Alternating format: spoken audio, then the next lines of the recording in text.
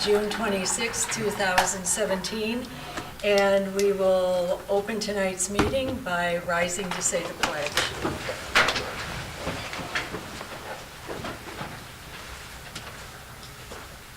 I pledge allegiance to the flag of the United States of America and to the republic for which it stands, one nation, under God, indivisible, with liberty and justice for all.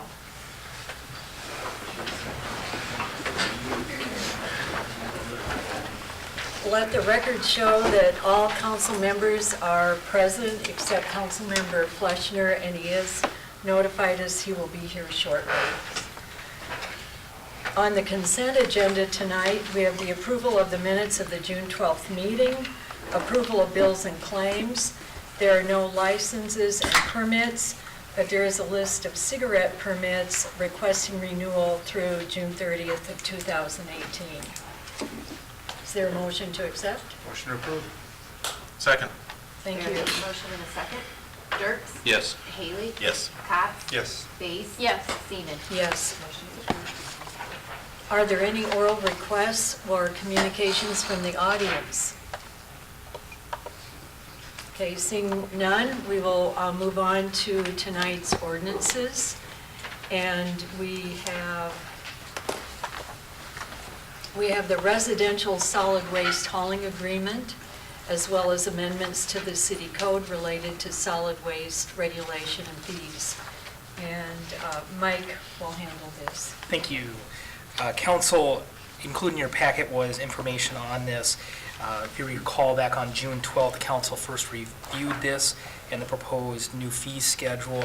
At that meeting, there was concern raised by the Council concerning the insurance limits, and asked us to, they tabled it and asked us to take it back and report back on June 26th. Staff did discuss this with our insurance agent, Terry Axman. Mr. Axman did recommend that the increase be limited, or the limits be increased to $1 million for each occurrence for commercial general liability, $2 million aggregate for commercial liability, $1 million for automobile liability for each accident. Each hauler, I should note, today actually has those exact coverages in their policies. Additionally, each hauler maintains a $1 million umbrella policy. So we've taken those, including the umbrella coverage, and have incorporated those into the revised agreement that's included in your packet. So included also is the agreement and the ordinance. It's unchanged since June 12th with the exception of the insurance limits. And additionally, we've changed the effective date for the first increase from July 1st to August 1st. Unless you want me to go over those, I'd be happy to answer any questions and turn over to council. Are these going to be listed as us as additional insurers? Yes, we are listed as additional insureds. Okay. Anything else? Nope. Okay.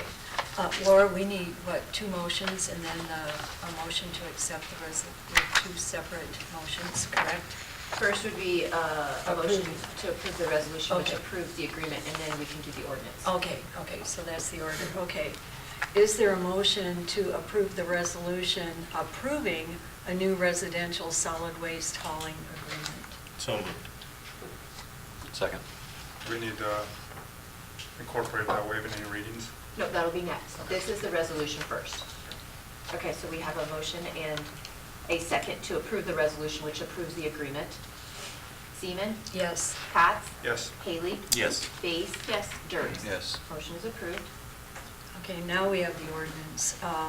Is there a motion to approve the first reading of an ordinance pertaining to waste storage containers and solid waste collection fees, along with waiving the second and third readings?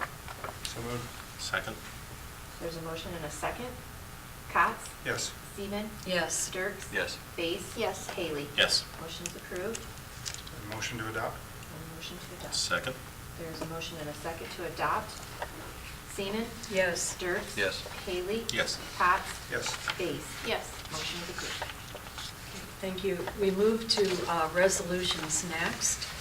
And the first resolution is down payment assistance, satisfaction of forgivable mortgages. And Laura has this. Thank you.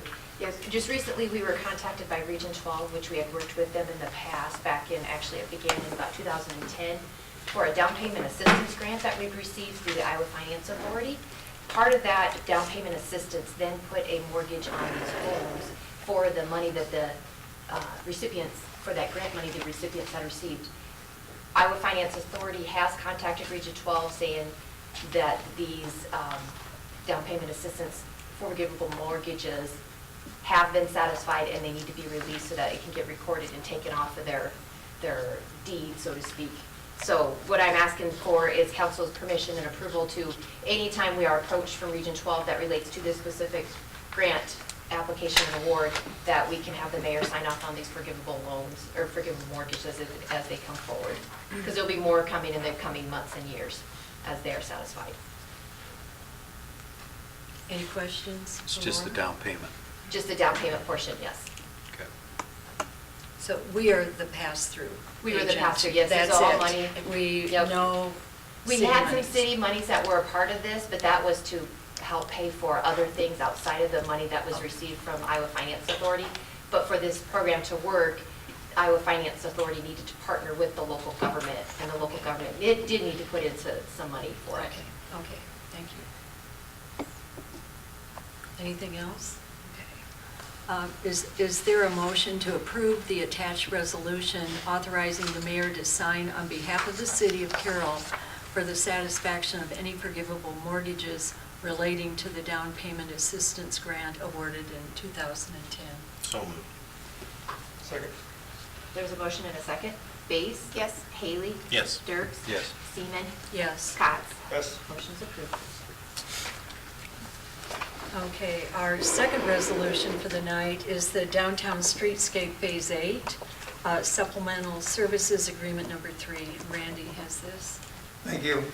The Commercial Savings Bank has recently expressed a desire for the city to attempt to complete the streetscape project adjacent to their new bank site by the time that the bank construction is completed. In order to attempt that, we've requested and received a design services agreement amendment from Confluence to add that block and a half of streetscape work. Half a block on Fifth Street from the alley east of West Street to west, and then the block of West Street from Fifth to 6th. So that's the services necessary. The agreement includes contract fees in the amount of $14,750. And this is the third amendment to the design agreement, bringing the total design work to $116,690. Plus, there had been a construction services agreement approved in the amount of $25,196, bringing the total services from Confluence for the streetscape Phase 8 to $141,886. Unless there are any questions, I'd recommend approval of the resolution approving this supplemental services agreement with Confluence.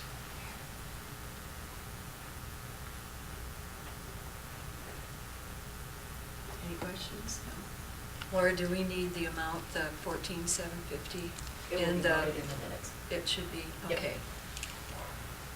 So is there a motion to approve the resolution as stated by Randy for the supplemental services agreement number 3 with Confluence for the downtown streetscape Phase 8 in the amount of $14,750?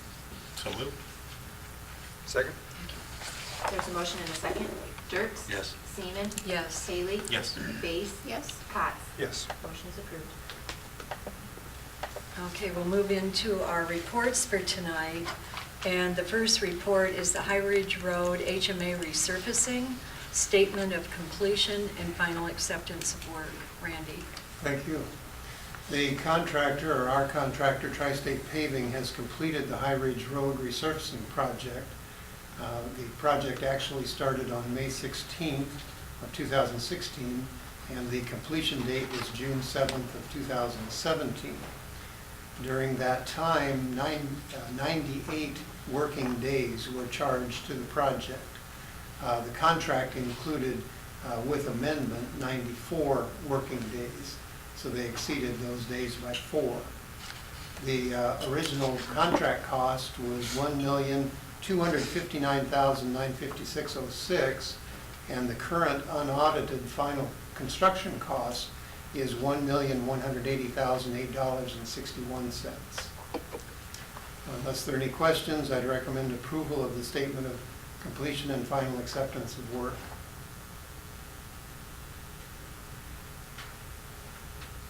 Looks nice. It does. I think it will enhance and pull together the whole area.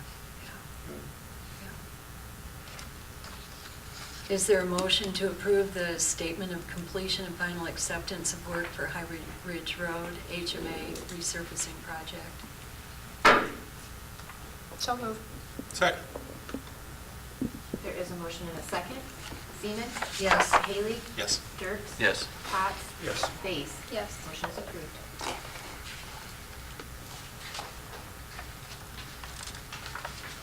Okay, our next report is report of bid opening, the 72-inch front mount mower for the golf course. Jack?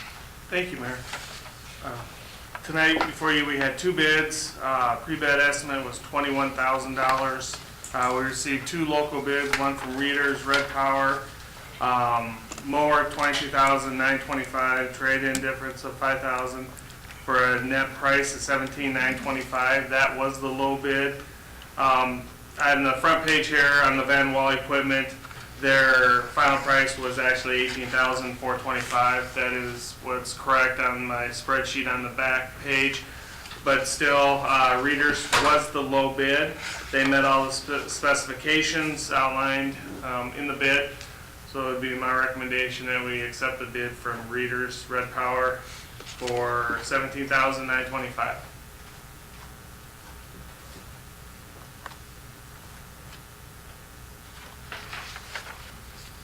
No questions?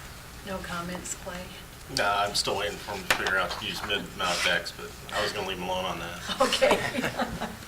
All right. No, they worked well to do this. I went to the bid opening and both companies were on track and it was well done. And we bid 2-wheel drive, and we're actually in the 4-wheel drive, so That's right. Good. a little bit better than what we planned for. Should help us later on for resale too, I think.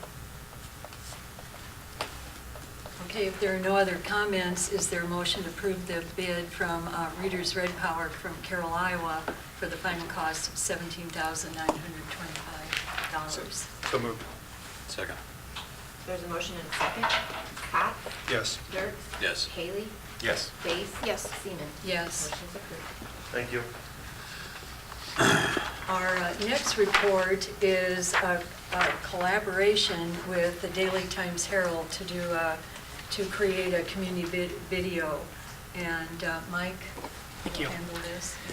Council, last winter, the city was actually approached by a company that does community videos throughout the country. In fact, I worked with them previously when I was in Stillwater. And they've had a long history, and they go into communities and create these community videos for your website. There'll be 4 to 6 different segments. The nice thing for the community is there's no cost for it. The community or the company, the benefit from them is they will sell advertising space around the videos themselves to make revenue to actually pay for these videos. I'd happened to mention this to Doug Burns, who really expressed an interest in taking this project on. And tonight there's a proposal from him for this project. They're looking at 6 different segments, one about Carroll, parks and recreation, education, business and industry, entertainment and restaurants, and churches and religion. And really it's to highlight the different things about the community for people that may be new to Carroll or learning about Carroll. In general terms, Daily Times Herald would develop scripts for these that would then be approved by the city. They would produce the video segments themselves and then place them on their website.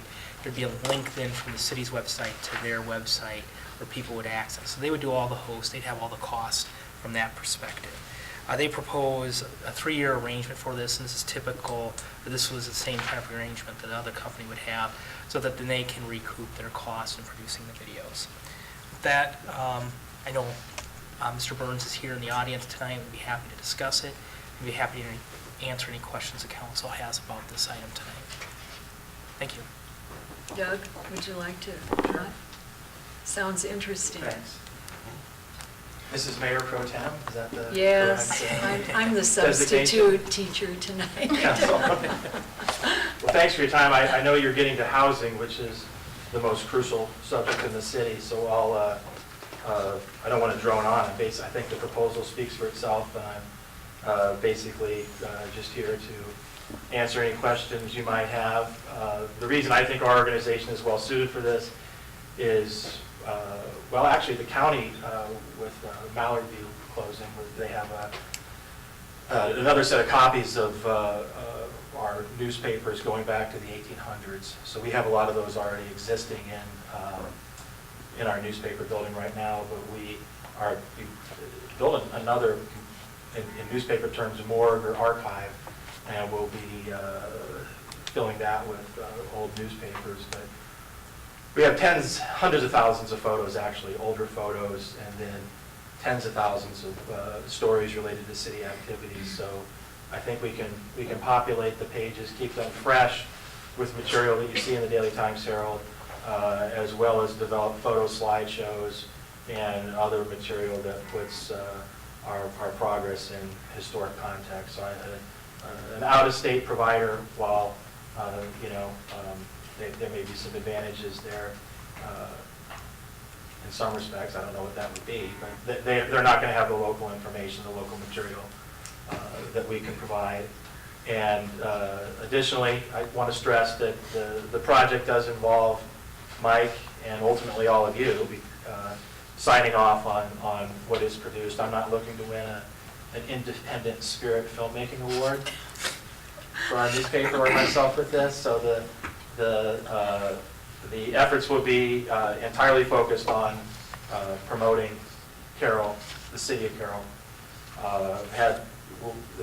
We'll be coordinating with a individual who does work for Iowa Public Television, and I did staff up a little bit this summer in anticipation of this project, so we can get it done pretty quickly for you. So excited about that, and I have an agreement, for the technological aspects of this with Atlanta and Wisconsin-based company that we do a lot of work with already on some of our digital ventures. So anyway, I'm open for any questions that you have. This, again, Mike framed it absolutely accurately. This sort of stemmed from a sort of a side conversation he and I had when we were probably talking about something related to the library. Hey Doug, 2 questions for you, like with the restaurants in here. Are you going to try and capture all the restaurants, or they have to contact you per se and say, we want a part of this? Yeah, that's a really good question, Mike. We're going to try to be fair and, spread it around and certainly not give an advantage to any one for-profit business over another. So that'll be something that Mike and the city will clear when we determine, what's the best way to do that. And certainly all restaurants in the community will have an opportunity to be represented on that page. There might be a rotation with videos or something along those lines, or we may do something a little more general. So we'll have to see how that goes. And then you kind of touched on it, but just the upkeep of it, such as new businesses come in or close or whatnot, there's a certain onus to you guys, I assume, too, of keeping that current? Exactly, and that's why we intend to use photo slideshows as well as have some text component to the pages. So if, like for example, when Jalisco, the New Mexican restaurant, I think it's one of them, well, and Napoli's, they opened recently both. So, we would have the most recent stories on those openings on the pages. Super. Just one question. Will it be an ongoing update to kind of follow what Mike asked you about, Doug? It's a 3-year contract. 3 So years. what? 3. Yeah, 3 years, Yeah, right. yeah. So you'll be updating it periodically, no certain schedule, just as things occur, you'll just Yeah, the be worst thing we updating. could do is, if we present something that's stale, it makes us look second rate and it makes the city look second rate. So we will endeavor to, make freshness a priority and make sure it's not stale. Okay, thank you. And you will, under business and industry, you will include healthcare. I'm Healthcare, sure we're- healthcare will be separate. We just Okay. thought, well, we're working on that, but in conversations I had today, we really thought that we would make healthcare, because it's so essential to this community. Right. And with McFarland and St. Anthony and family and specialty, not to mention how many chiropractors we have in Carroll now, like 50, something like that. I don't know. But, and some, strong regional dentistry Sure, presences too. sure. So I think, well, all you have to do is look at the Chamber of Commerce employment data, the #1 employer the largest employer in the county, is St. Anthony Regional Hospital. But it will be integrated somewhere into Oh, this. there's no. It has to be, yeah. Other than the school, there's no institution more valuable to Carroll than St. Anthony Regional Hospital, so certainly they will be a very high-profile player in this. Whenever I give tours to people interested in moving to Carroll or coming here, as part of job searches, or about 3 weeks ago, I was with the Attorney General, Tom Miller, when he toured our full county, and showing people that hospital, especially from the vantage point of Highway 71, I haven't met a person yet who's not impressed, whether it's a presidential candidate, the Attorney General, or somebody thinking about interning for us at our paper. It really, helps present the community in a first-class way. Okay, thank you. I take it this is the first time you've done anything like this? First time we've done any video work? Like this, what you're doing here? We haven't done anything in concert with the city, but we've certainly done a lot of video work, and we've actually, Jared Strong on our staff has earned awards from the Iowa Newspaper Association for videos and slideshows. So every February when we go to the Iowa Newspaper Association convention in Des Moines, we tend to do pretty well with photography and print, but over the last several years, we've done very well in emerging digital categories, and Jared Strong has the plaques to prove it. Are we one of the first cities, or is there many cities doing something similar to this? Well, I'd stress again that Mike, we had a conversation about it, but it was his idea, not mine.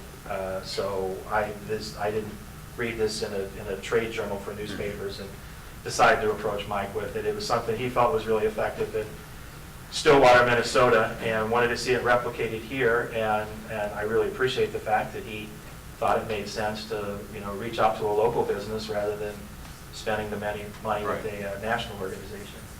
Certainly, within the state of Iowa, I know Des Moines, West Des Moines, Fort Dodge are all doing these videos. I'm sure there's others I'm not aware Okay. of. So this is not even, it's a, Pretty common. yeah. Okay. Okay. Thank you. And there's one more thing before I leave the podium. I'm sure you all saw the paper today, but if you didn't, putting a different hat on really quickly, I just wanted to let you and the public know that I'm vice president of the Carroll Library Foundation.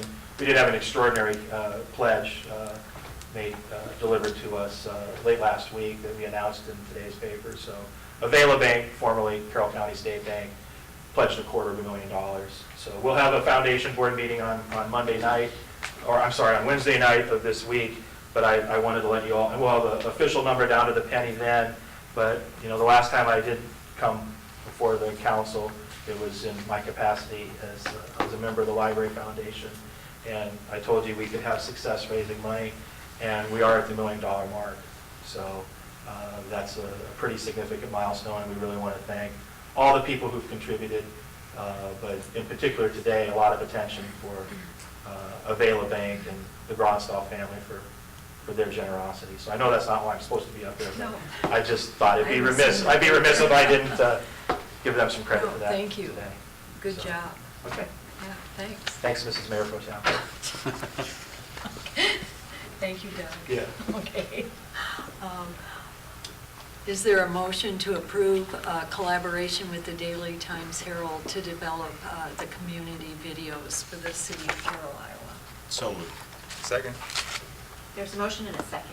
Dirks? Yes. Cots? Yes. Seaman? Yes. Space? Yes. Haley? Yes. Motion's approved.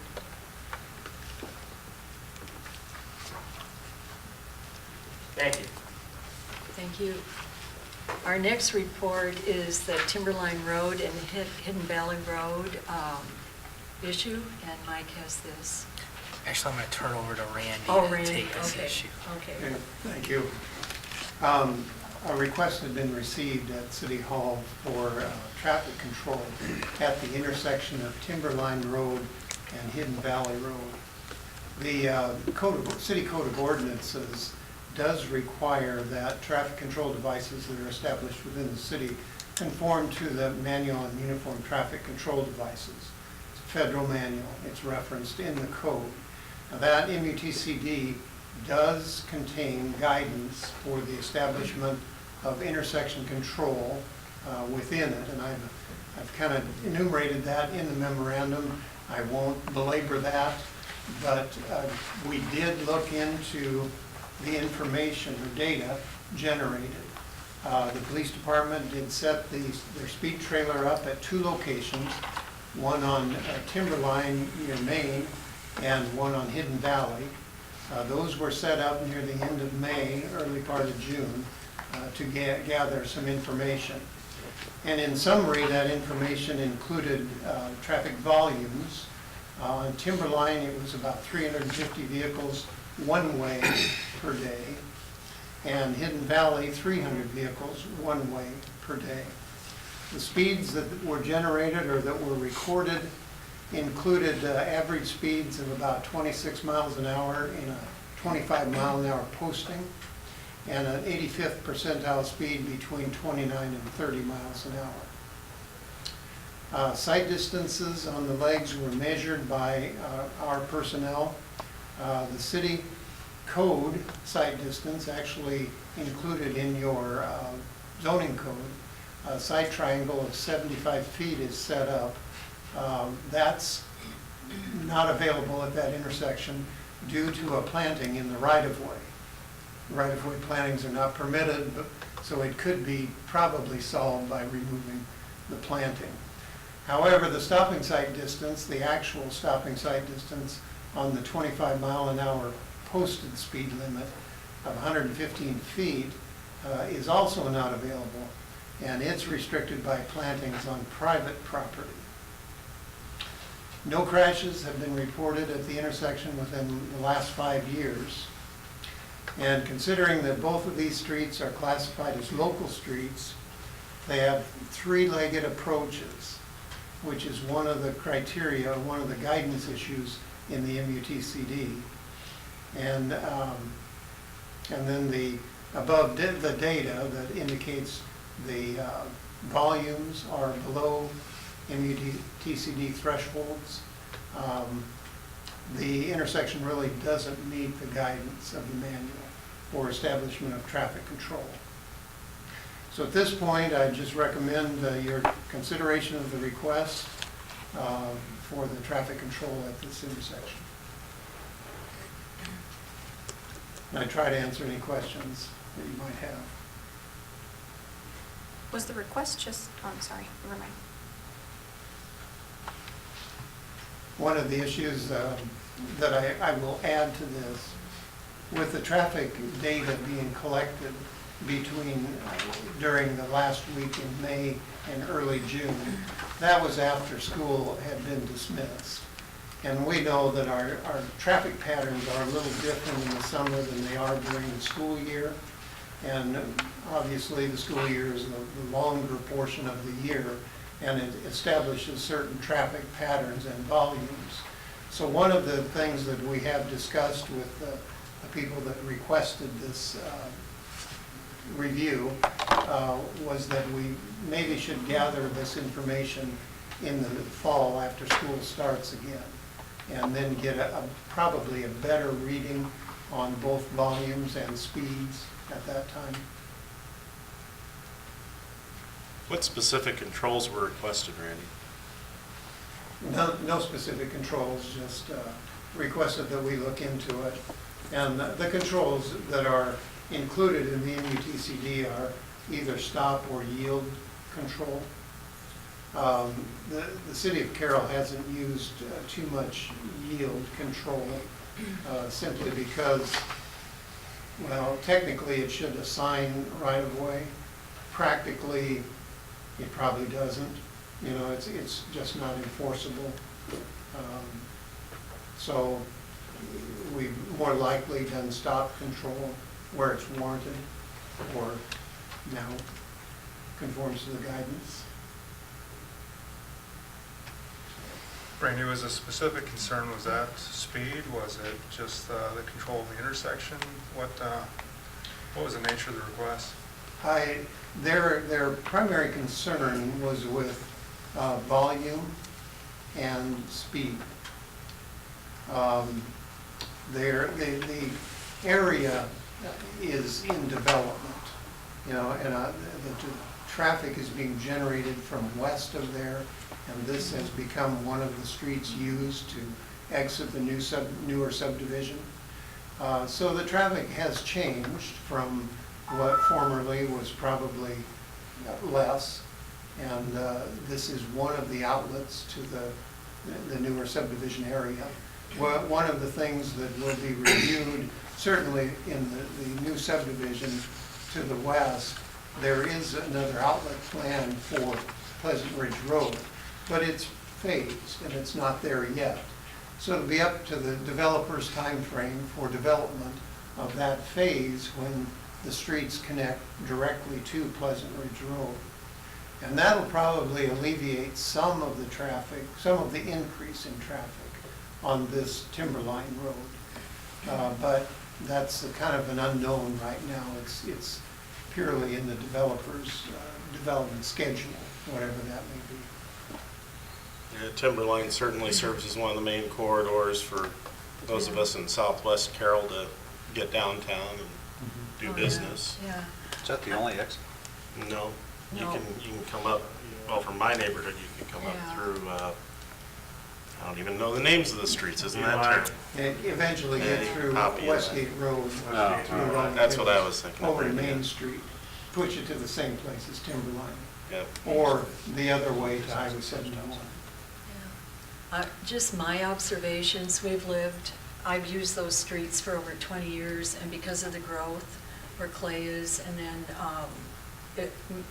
more additional growth is going on, the traffic has really picked up over the last 20 years. There are no sidewalks anywhere on those streets. I forget the names of the streets too, Hidden Valley North to go to Timberline, and what I noticed that people are naturally doing, and I almost had a head-on collision, ironically, coming to this tonight, because people come flying around to get on Hidden Valley from Timberline to head south. I was going north, a car came around the corner. They don't stay over, they enter the approaching lane.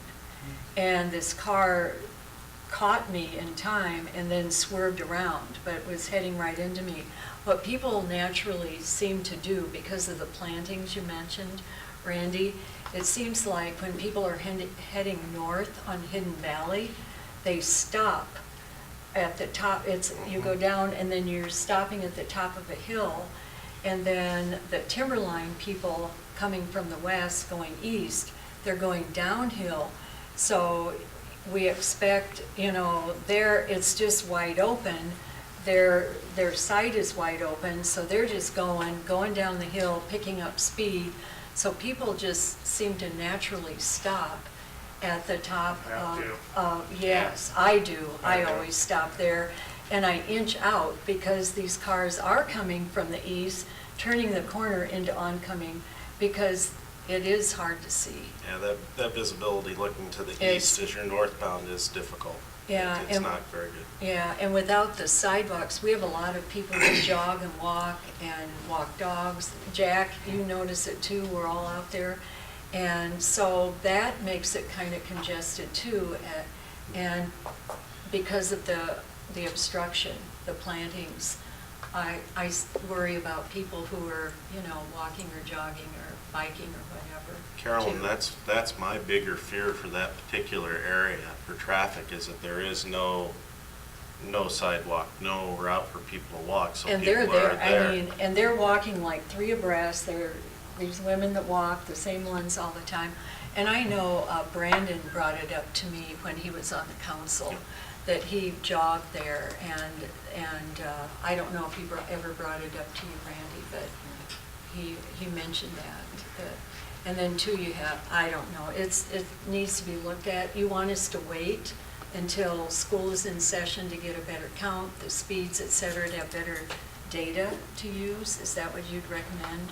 That would generate better data, Okay. yes. And it's certainly entirely up to you, but that would be the next step that we would plan on doing is once traffic settles down after school starts, to gather more information.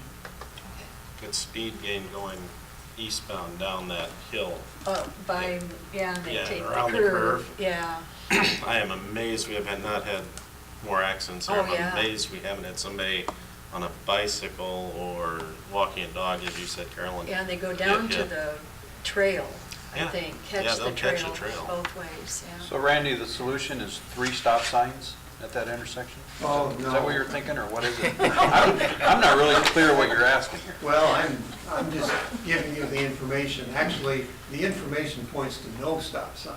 Okay. That's based on the guidance in the MUTCD, it doesn't meet the guidance. The intersection doesn't. Now, stop signs, I mean, they're entirely up to you. I would not recommend 3 stop signs under any condition. Okay. So it certainly doesn't meet those ones. And I'm not recommending any stop signs right now. Okay. That's one of the reasons I was asking.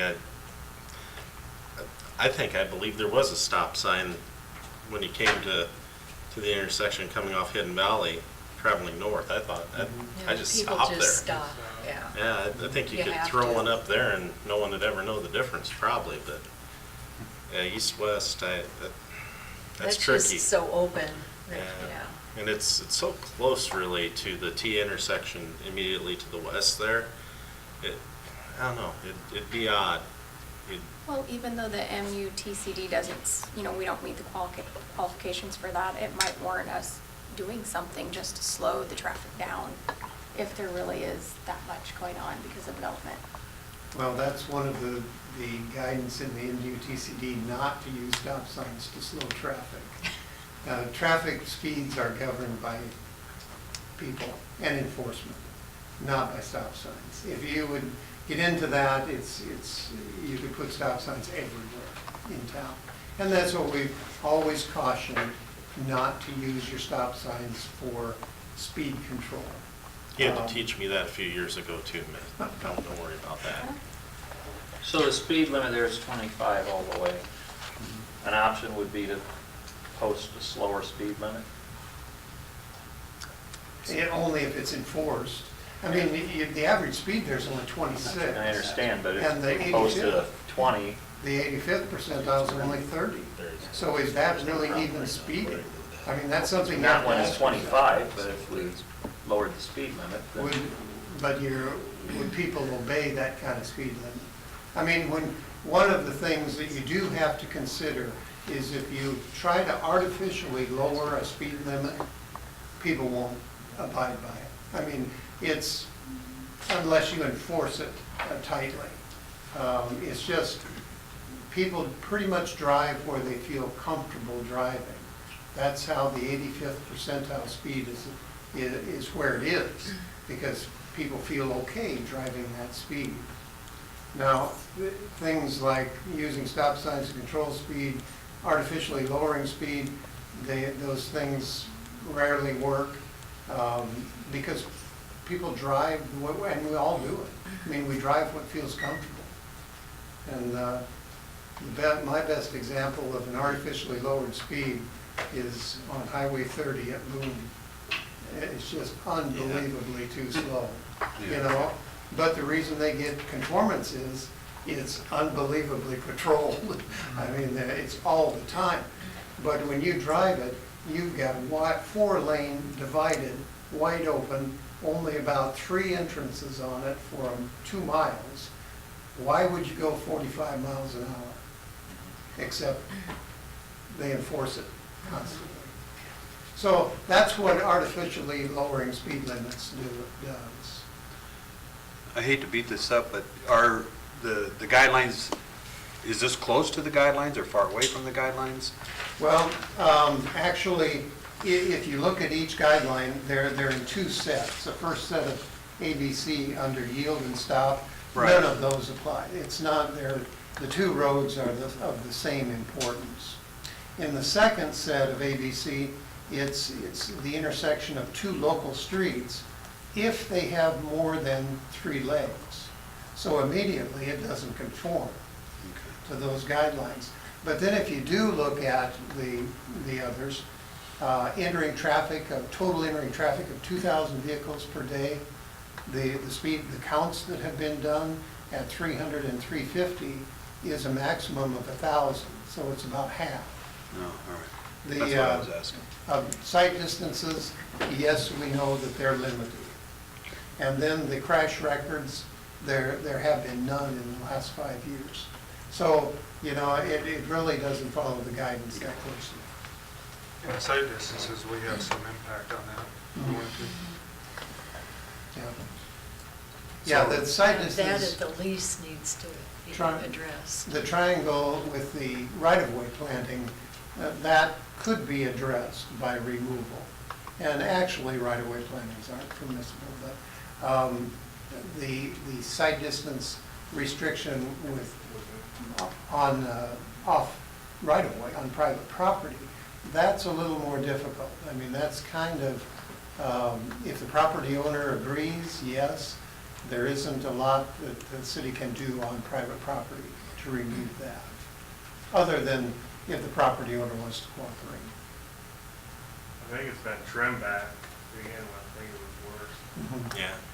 They brought it, cut it back That's some, kind of- so I think they need more. Yeah, they're trying to help the situation. So Randy, what would you recommend? Do we, or Mike, or everyone, do we table this, or do you need a motion for us to request more data once school is in session, or what? In our discussions, we had kind of agreed that the better time to collect data would be when school starts in the fall. So that would be our intent. If that's the way you want to proceed, we would do that and bring it back to you. So we need a motion for that, Laura, or just table it and he can come back? I mean, when it's it not works? really an action item, I would say. Okay. Table it even. Just, We'll bring it back. okay. We'll bring it back. Just table it, okay. Thank you. Sure. Okay, our last report is the sidewalk repair program. Randy? During your May 8th work session, there was some follow-up information requested on sidewalk repair program. That information included a little more detail on the City of Spencer program and the liability surrounding sidewalk construction and staffing of a sidewalk repair program. We have researched that a little bit. The City of Spencer program, we've attached their information from their website, plus some notes from Mike's conversation with the City of Spencer personnel. I guess briefly, or the upshot of their program is basically that the city pays for the cost of concrete to build the sidewalks.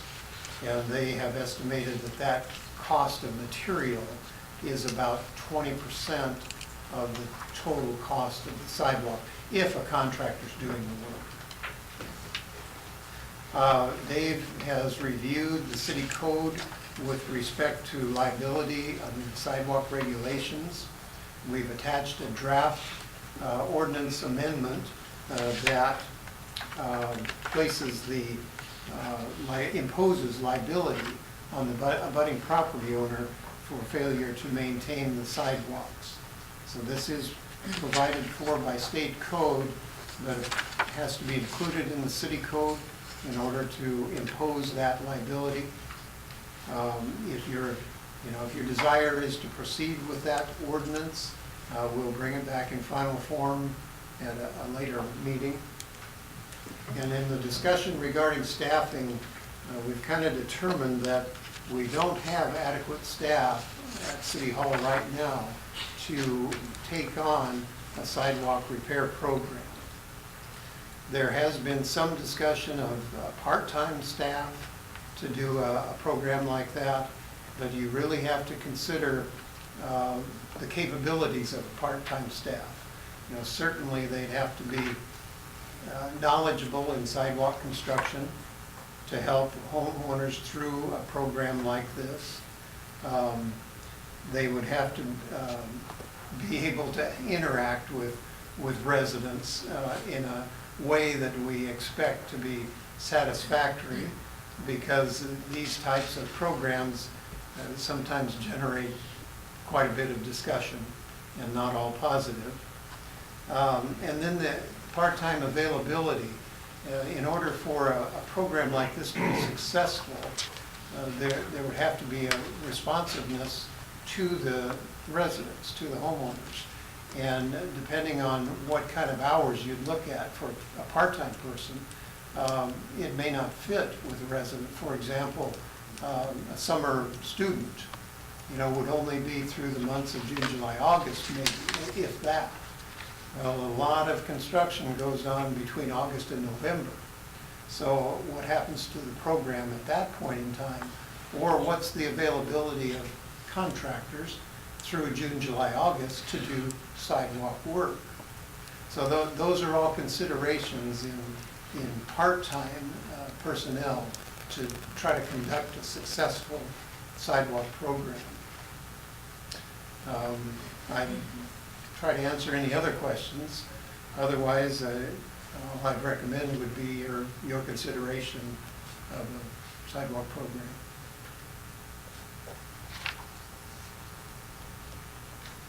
Mike, did you want to weigh in? Have you solidified any thoughts since you pursued this originally?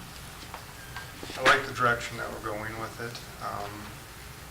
This has been one of my hot buttons for several years now. I think we're on the right track to getting something in place. I appreciate all the work that you put into it up to this point. So, What do you think of the Spencer program where they are paying the 20, about 20%? Well, I got a couple questions with that.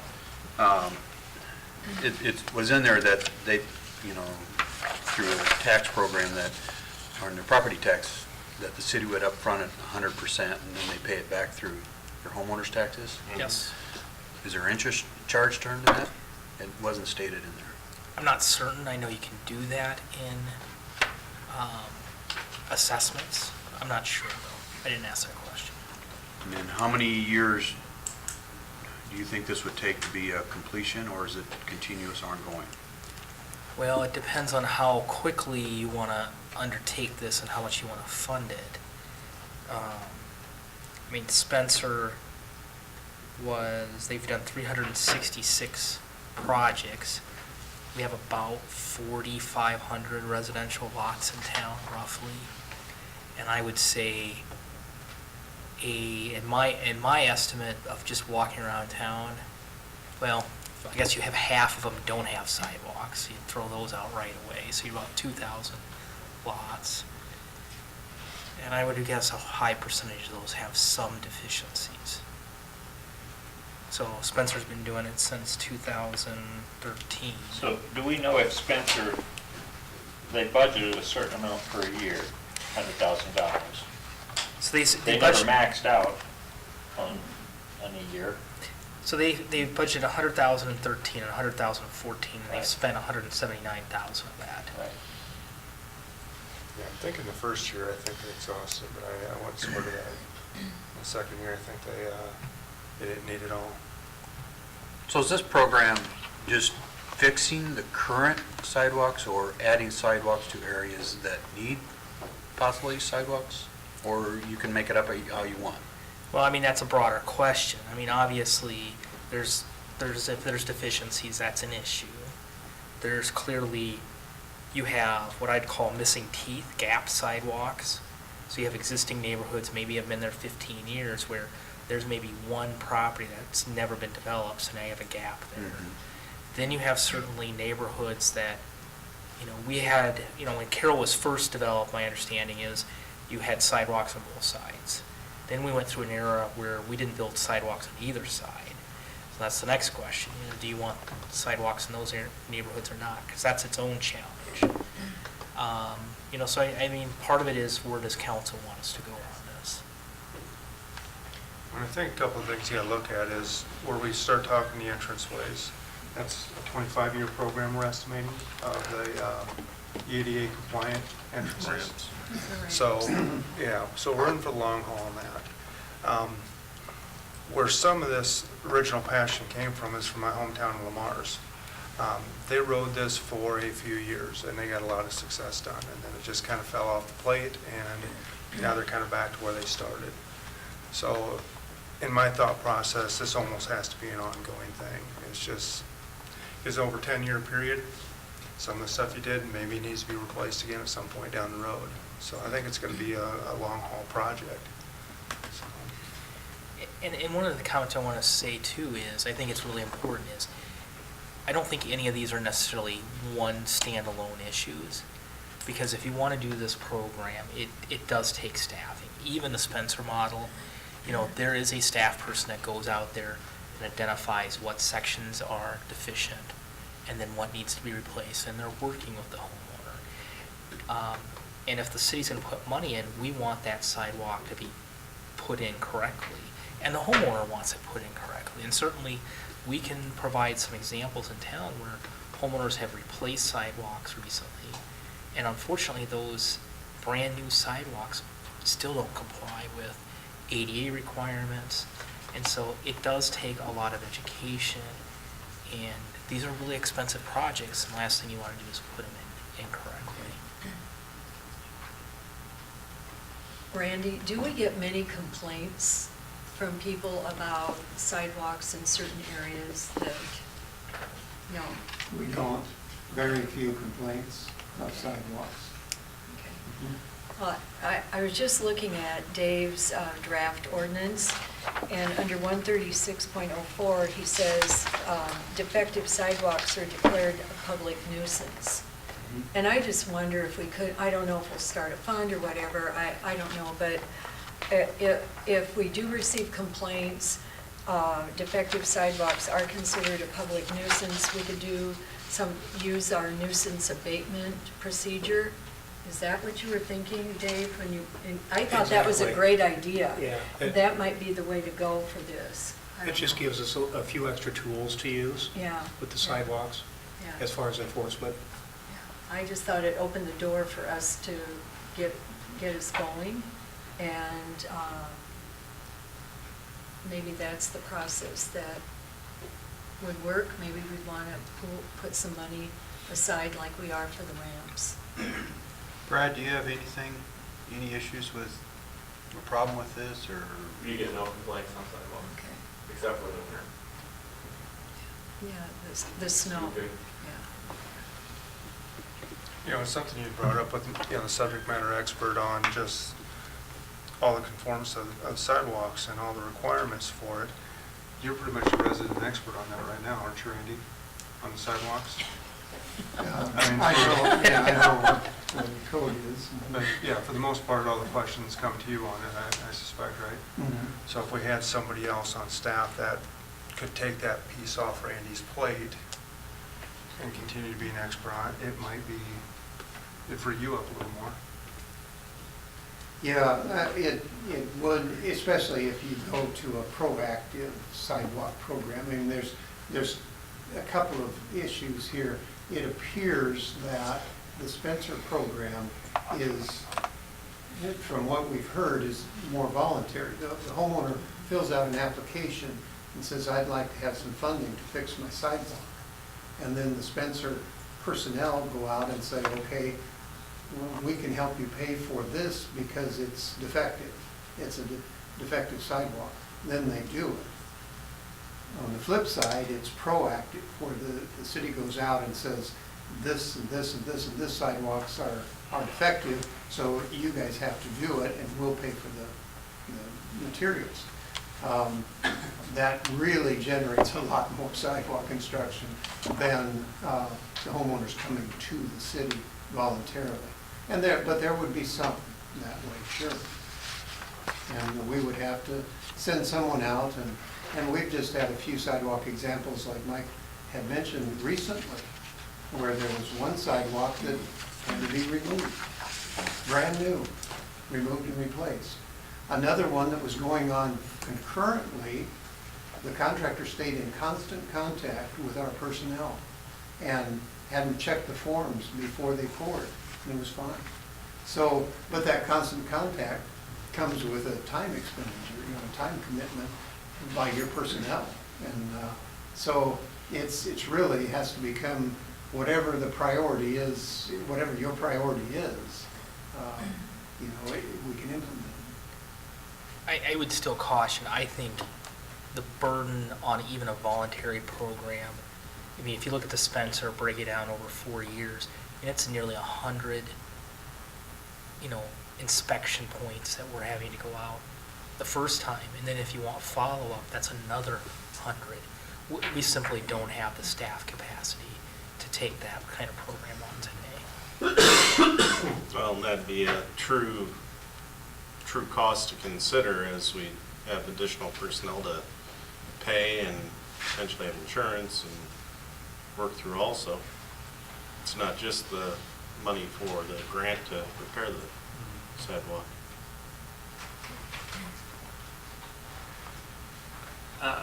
This is off topic a little bit, but are there engineering internship programs? Students maybe come from, say, Iowa State, and have we ever done anything like that with a student? We have. Is this something that if we ever had a student, they could undertake a project like this for a summer, or however long it is? Or I know it would take longer. Would that be an option? Yeah, that's why I kind of addressed the part-time thing, because the time for a student is limited to like 2.5 to 3 months. And is that satisfactory to a successful program, when they're gone in August and then we have a bunch of people want to build sidewalks in September? So you have to consider that. Then the other thing is, we have done some sidewalk programs in the past, and those programs, they're not warm and fuzzy. I mean, there can get to be some real arguments surrounding sidewalk construction. And I don't know, as a student, would have the maturity to be able to satisfactorily represent the city, to solve the problem and not create a long-term enemy of the city.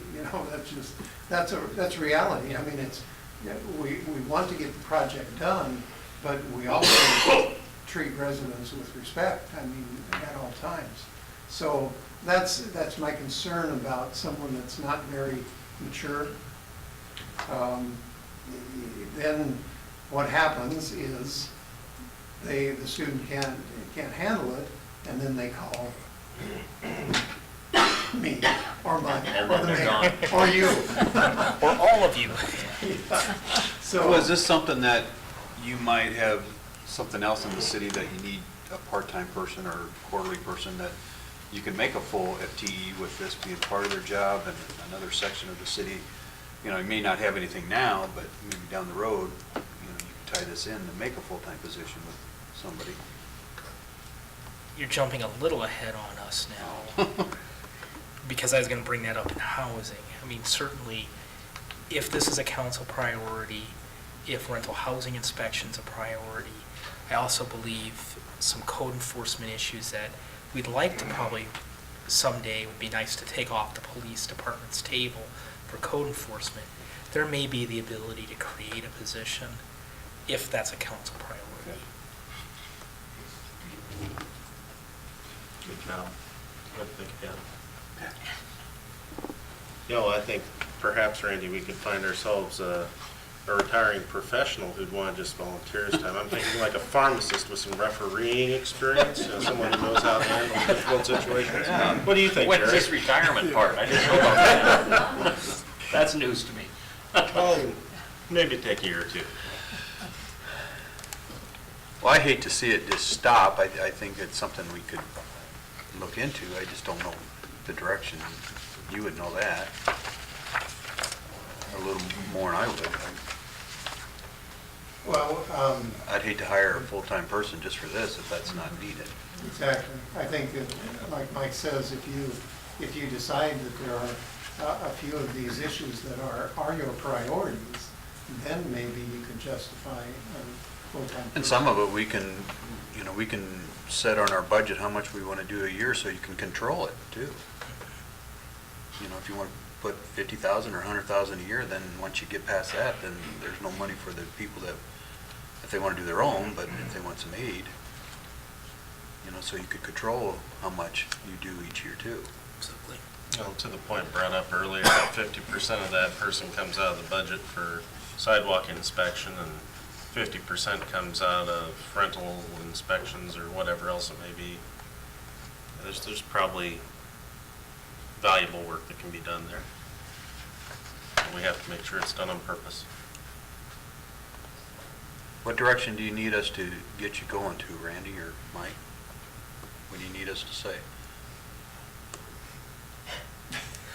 I think it really comes down to, you know, we can make these programs work if they're priorities. You know, we can fashion it. We just need direction on, you know, how far you want us to go.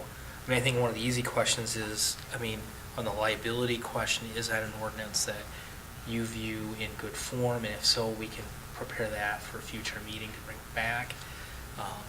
The other, you know, the grant program itself and then staffing, I mean, I think we can have a little bit more discussion in the workshop with the rental housing, and if those become priorities, then we'll fashion it for a future budget.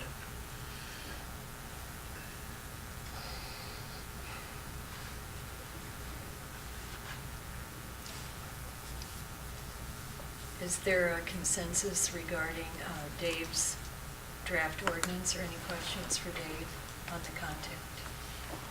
I do think it's imperative that we do address the ordinance as quickly as possible, because I think we have some exposure out there waiting for us. And it hasn't happened yet, but just so we're prepared in the future, I would encourage action on the ordinance as quickly as possible. So this could be brought back at our next meeting then, is that what you're thinking? Okay. No action needed on that, Consensus to move forward, basically. okay.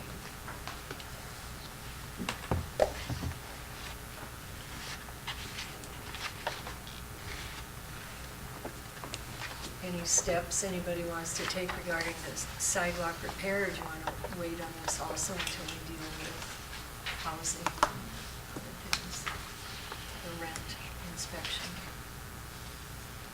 Well, I think my big thing is I'd like to see this continue to move forward. Am I ready to commit to a final plan right now? No, but I want to see it We continue need to more move forward. thought. Okay, I agree. Okay. No motion needed for this then? Okay, just receive the information. Thank you for all the handouts, Randy and Dave. Okay, everyone read the committee reports and monthly activity reports. I have no comments. Are there any comments from any of the council members tonight? Okay, we're ready for Amy. Work session. Mike, are you, do you want to come up and introduce? Thank you for coming, Amy. Making the trip.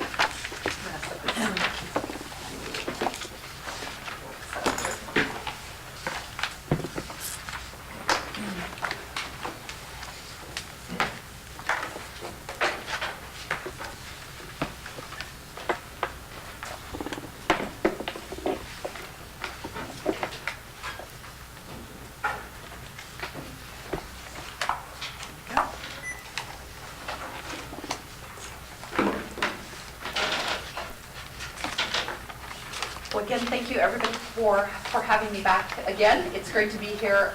Do I need to be at the mic, or does that matter? That would be a It good helps idea. for- Yeah, Does it help? I think it Okay. helps. Probably helps on the recording side. I've been told I have an okay voice for being heard otherwise. I just have to- Is it drooping? Yeah, there we go. There we go, we'll see if that helps. Let me get logged in here. Bring up some slides.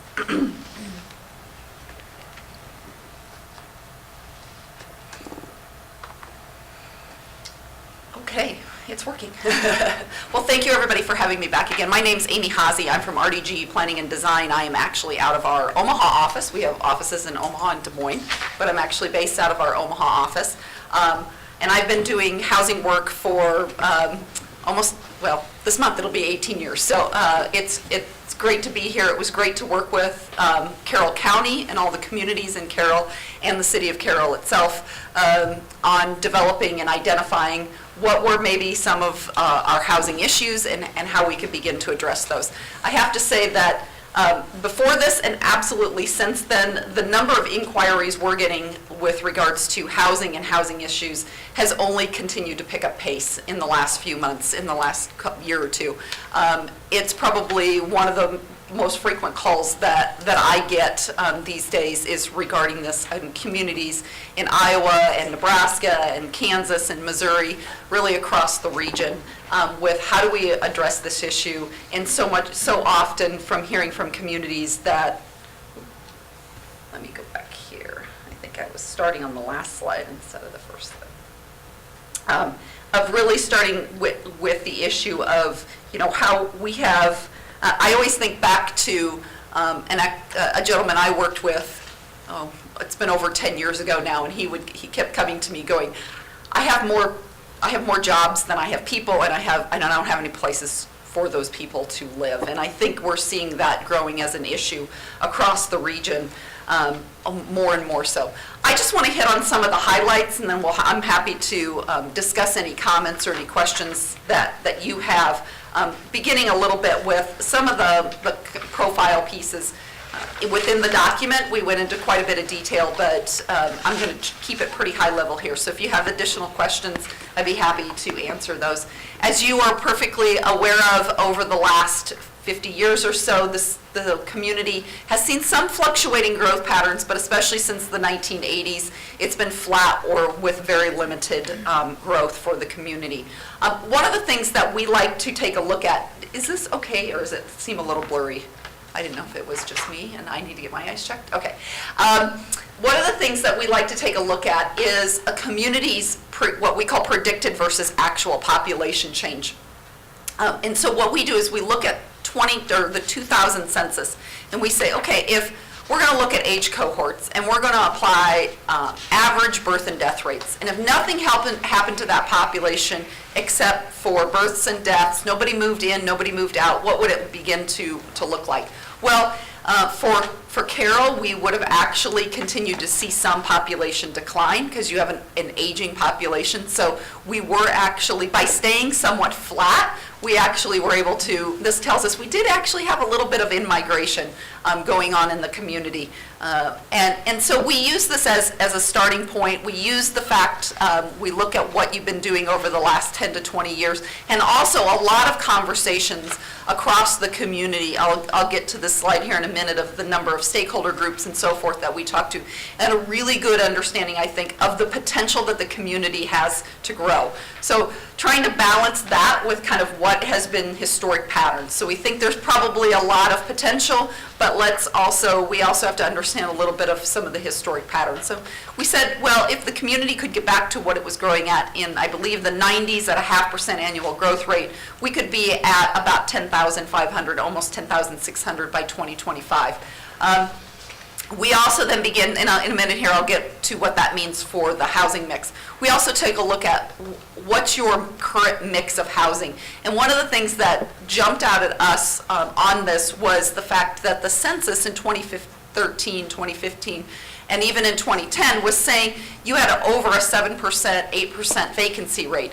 In our conversations with individuals in the community, that is not what we were hearing from people. We were hearing, boy, it's really hard to find a rental units. It's really hard to purchase a home, to go out and find a home that's for sale. So we knew that vacancy rate was probably, keep in mind, in 2013, that's based on a sample. And in smaller communities, the census really struggles with getting a larger sample. So we went out and we interviewed and did an inventory with a number of the landlords, at least to get a good sense of what was happening with the landlord. And that was probably telling us it was actually closer to about 3% on the vacancy side. So in our projection models, we actually use that as the base point. So to get to a population of 10,578, we would need to add about 349 units. But we were hearing that we had a lot, major employers, a lot of the employers were telling us we really have the potential to probably grow more than that. So we said, okay, let's assume that out of that growth that we think there's the potential out there, that a third of that is probably going to be in our growth model already. And a third of that's going to come from the region. We're not going to we probably won't be able to capture all of those people and get them to live here. But what if another third of that or so we could actually capture here in additional growth, if we captured those individuals and could fill those jobs and have the houses to put them into? That brought us about roughly an extra 100 units, which gets us at about needing to produce around 45 units on an annual basis. And I think the point here, though, that we also want to emphasize is what that begins to look like as it compared to kind of our historic trends. And this feeds back into the surveys and the conversations we were having, and also some of the affordability analysis that we did.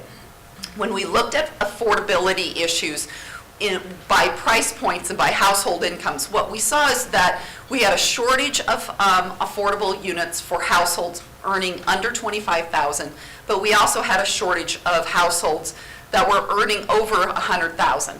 And I'm going to get to this a little bit in our strategies, but historically what we would have said is, okay, now we need to figure out ways to produce a little bit more housing that meets that lower income, probably hourly wage earning individuals.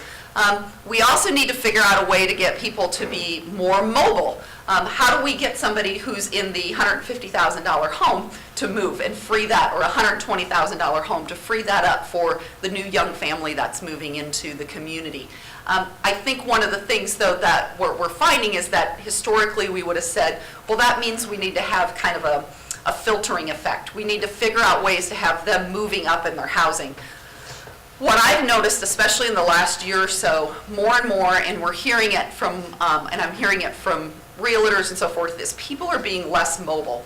They're saying, and I was sharing with Mike that I actually had a gentleman say this to me in a stakeholder group in the last few months of, why do I need to move? I get an extra garage and some granite countertops? I don't need to move up, was his kind of viewpoint. But he did say, but I would move to something lower maintenance. I'd take a nice home on a smaller lot with lower maintenance. So I think we are in a trend right now where we're seeing a little bit of a shift in individuals' priorities. So it's not the same traditional, I'm moving from the $150,000 to the $300,000 home. I might be moving from a $150,000 home maybe to something that's a little bit lower price point, but it's a lower maintenance but nice home. So taking that into consideration and where individuals are at in our community today based on their household incomes, we started to look at where do we need to be having some additional housing production going on in the community. So we took those 449 units, we split them between owner and renter occupancy, and then split them even further by by price point ranges based, again, on where our households are at today in our community. In that, we need to be producing over 100 units that are probably priced below $130,000. Well, we can produce some of those. It's going to take some programs and some incentives to do that. But a lot of that probably has to come from some of our existing market too. So this is on our ownership side. Some of that has to come from some of the existing market. We could maybe do some programs to see some of those units built. But we've got to figure out how to get those people living in those homes today to maybe be a little bit more mobile. We do still need to be producing those homes on the higher price point. And I think that this, again, reinforces that we need to be having a lot more variety than we've been seeing in our market in the last probably 10 to 20 years. We've seen kind of one type of production occurring in our community, and so we're seeing that in the conversations we hear when people say, I can't find a home, or I can't find a rental unit. So we also need to be producing some additional rental units. We've had little to no rental production. That's not uncommon in communities. You know, by the late 1990s, it was all about get those low interest loans and get into an owner occupancy unit. So we need to continue to be producing more of those rental units too. A great example of this that I want to share a little bit of is we just completed a housing study in Kearney. Now, obviously, a much larger community, but they've had a very robust rental construction activity occurring. And one of the things that I asked them, I said, well, what are you seeing happening with some of your older units then? And they said, well, the ones that are in the worst condition aren't filling. And they're realizing they're either going to have to lower their price to reflect the quality, or they're going to have to up the quality to meet the price point they want to be at. And so that, I think, is a really good point of how bringing in additional, doesn't matter what price point it's at, bringing in additional rental units and new rental units can really kind of reinvigorate a market. Okay, so what did we begin to yes? I have a quick question. Going back, your projections for the numbers, is that based on also your population projection of us growing to 10,578, and that's the housing we will need if we continue to grow? So Yep. this is based not on today's population, but that Right. growth that you have Right, projected. exactly. Okay, The growth we projected, plus a little bit more if we wanted to try and go out and, Okay, and really and- capture and let those businesses and have expand like that they in want to do. growth. Mhm. Okay, thank you. Good question. So what did we identify as some of our resources and assets? Well, obviously, we have a very strong job market, and I think that's a lot of what many people were concerned about in our stakeholder groups. We have this strong job market. We've got jobs we can fill. We just have to find the people and the homes to put them into. And this is creating our continued demand. We have a strong construction community. You have a very good housing stock overall, especially in your owner occupancy side. You have a pretty high housing quality, which creates strong values in the community, which is really important because we don't want an undervalued market. In an undervalued market, nobody wants to build anything. So that's really important. Also, just the quality communities and schools, great reputations. People want to move here. They can find their house. This really is a place individuals want to be. And then we also have a lot of local business and banking support, which is great to see. So what are some of our issues? Well, we have demand for housing, both rental and owner occupancy, in scarce price points. They're not necessarily scarce homes when we begin to look at some of the, but they're occupied by individuals and those individuals aren't moving. And they're pretty comfortable. They're adding on, they're doing things to their existing home rather than moving at this point.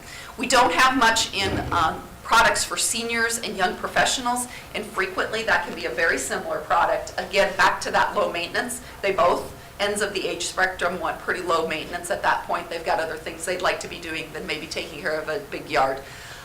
We've had a lack of that rental construction, perception of rental costs. I would actually say these were the lists that were in the document. That is probably a little bit more of an issue in some of the smaller communities of Carroll County than it is here, where a lot of people think your rent, you shouldn't be paying more in rent than you would maybe at a mortgage in our community.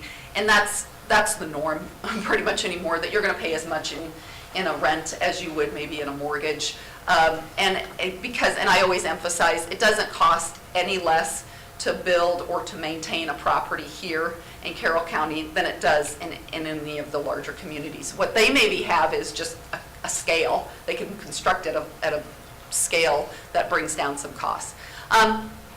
We also have a builder capacity. We've got a group of great builders, and they're producing a product that we absolutely need, but we need more.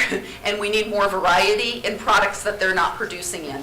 And we don't necessarily need to say that you should stop what they're doing. We need them to continue to do what they're doing. We just need other products and other price points to being generated. So what's some of our strategic goals going forward? Well, we need to increase the number of market rate rentals. We need to increase our builder capacity. So again, this is really kind of a workforce development issue. We need to expand our lot supply too, so we've got a good variety and options for new construction. Continuing to increase the appeal of rehabbing our existing homes. Again, those can be some of our best sources of affordable housing. Expanding housing options, especially in the senior market. So again, that variety piece that we need to be thinking about. How do we, again, continue to bring more moderately priced gateway housing onto the market, whether that's through new construction or existing homes? And at times, how are we willing to share the risk to meet needs that the private sector can't always necessarily satisfy? And that can be in a variety of different ways that I'll talk about here in a second. It was great to hear you even talking about the down payment assistance program. I mean, that is all part of the bigger story we're trying to tell here. We want to increase the number of affordable lots here in Carroll, because that's an important way to bringing a little bit lower price point home to the market. And then finally, improving options for households in our lowest income ranges. Specifically, what I'm hearing more and more from communities is those wage earners that are in our hourly wage positions that we absolutely have to have in every community, and where are they finding adequate housing. So what are some of our directions forward? Well, I always like to start with partnerships, because directions forward in a housing strategy is not one institution or one governing body's total responsibility. It's about bringing partnerships together to really do it in a broad way that allows many resources to be brought to the table. So we talked a little bit about the potential for a housing development corporation. And this would be a nonprofit developer whose focus is to work in the areas where the private market cannot be successful. They're not there to compete with the private market. They're there to work in places where the private market can't make a profit. That's why they're nonprofit. We also then have the partners of the city and the county having their different roles, and we'll talk about the different roles that each of these entities can play here in some of the targeted programs and different approaches that could potentially be taken. The Carroll Area Development Corporation, and they might be a good place to kind of incubate our Housing Development Corporation, at least maybe sharing some resources. Major employers can also be a key role here. I think that was one of the things. I've gone to other communities where the major employers maybe aren't there yet quite, and I think you do have employers here in your community that are saying, we want to be at the table, and that's great to see. And finally, the builders and realtors. How do we begin to finance some of this? There is state and federal funding out there, but I say we shouldn't always assume that it's going to be there or be dependent on that. So we need to think about other local ways that we can do it, and maybe be pooling those state and federal resources too. So some of that might be a lending consortium that brings our banking community together and disperses risk among the different banks, or a local housing trust fund that lets you leverage dollars. Those sorts of tools too provide you with a little bit more local flexibility.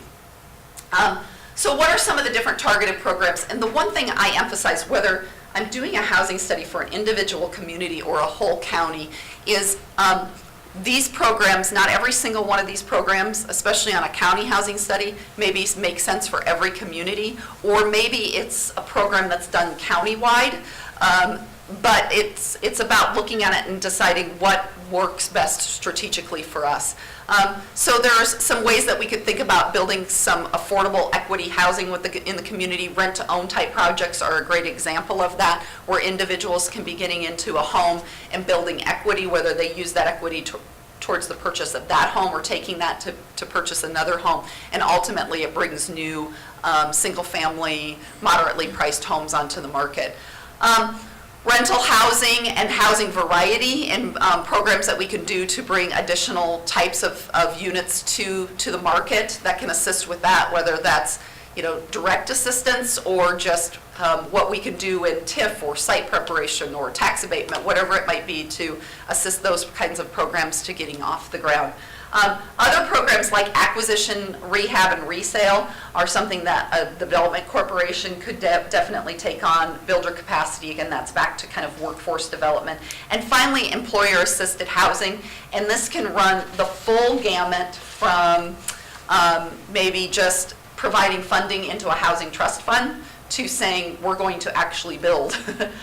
We're going to build housing. A lot of employers aren't ready to do that, but I've seen very recent examples of some saying we're going to build some housing and the first priority will be our employees, and then after that we'll fill it up with whoever else wants to fill these units. So that can run the full gamut of the comfort level of the employers. One of the major things when we start thinking about neighborhood and community revitalization, this is a key area where the city is going to play a pretty big role. The cities usually play that role in land assembly, also in downtown housing opportunities where we can think about access and safety, technical assistance. I think that's often one of the biggest hurdles. Like an individual owns a building, but they're just kind of overwhelmed by what it might take to do that second floor rehab. Just even basic facade improvements that can happen that can make a downtown district much more appealing, that the city can have on a role in. So again, on that neighborhood conservation, you can think about different owner and rental rehab programs and assistance programs, whether it's emergency repair. Again, this is a great example where maybe you'd say, well, we want to do a little bit of all of these, or we just want to really target on rehab program or emergency repair program.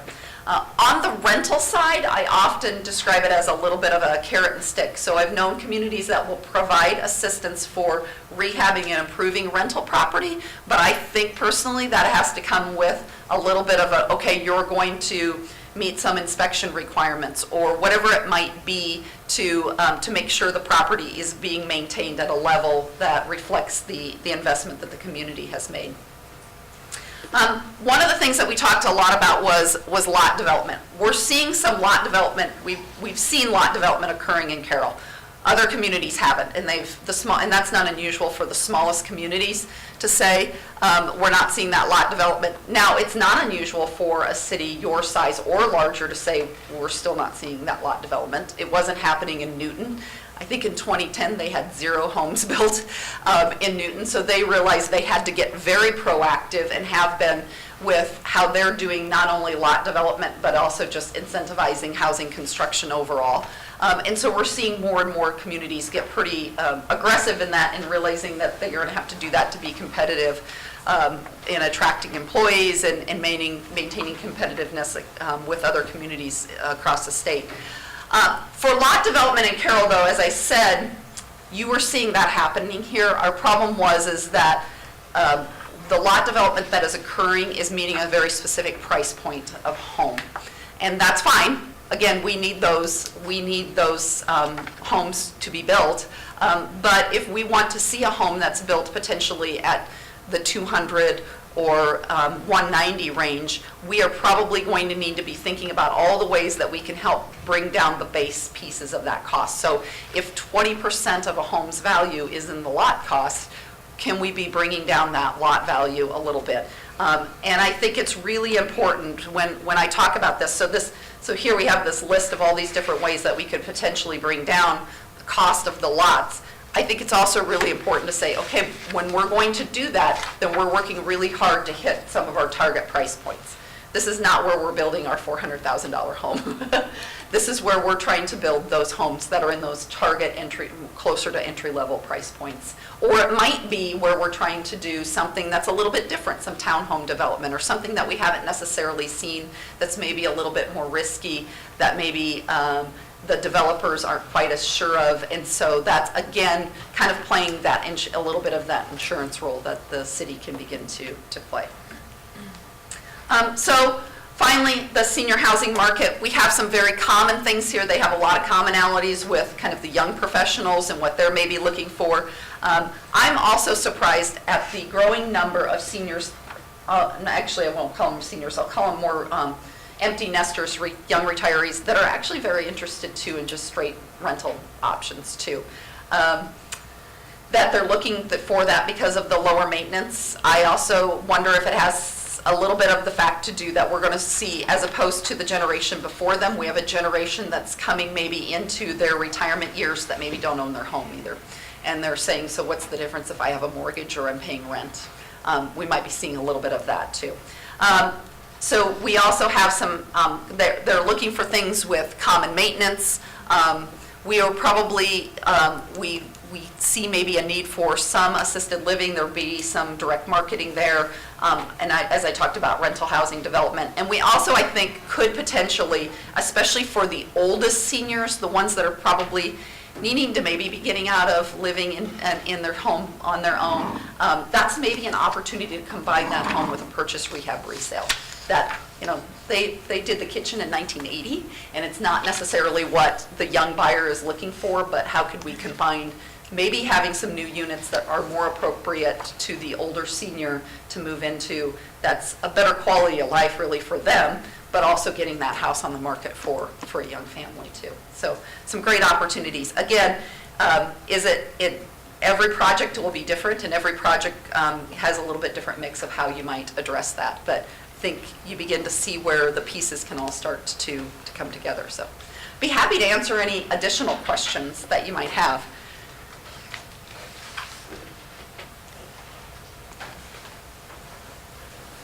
I have a couple.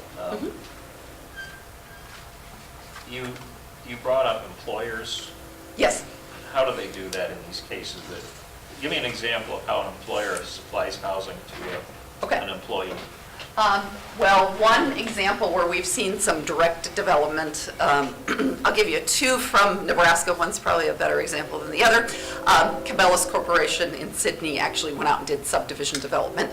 Obviously, everybody's a little nervous now about what's happening with Cabela's since they're being bought out. But another example is if you're... What do they provide to the homeowner? What are they giving? Giving a house without... No, not necessarily. I mean, that was a great example of nobody was doing lot development, so they stepped in to help actually do. Okay, so they're not subsidizing their employees? They could potentially. That is another program. I wouldn't necessarily maybe, but they might be doing, there's programs that would almost be like a 401k type matching program is the best analogy that I would say, and they would say, you know, if you put money in, we'll match it to help you with the down payment assistance. But you don't know of one that's done that yet? That example, I think there was an employer, that's been a few years ago, there was an employer out of Yankton, South Dakota. I don't remember the name of the employer anymore that did that, but they did that type of program. There's also then, in Kearney, there's a major employer who runs their conference center there, who actually just built some multifamily units to house his employees, and so that he gives first priority to housing his employees. So it's about their comfort level. Are they willing to be a developer? Are they willing to be a landlord? Some would say no, and some would say, well, we'd rather do that. Other things that we frequently see are just, you know, assistance with moving, moving packages, whatever that might be. So it can run kind of the full gamut. Our homes that are lower income, you had like 60,000 to 100 and some thousand. Do you see those people building homes, or do you see them basically renting into apartments or duplexes or stuff? What do you see there? For households making less than 60,000? Yeah. Is that what I think traditionally in a community like Carroll, they would have been. Now there's a break point, I think. Let me go. Do I even have that up? I don't think I do here.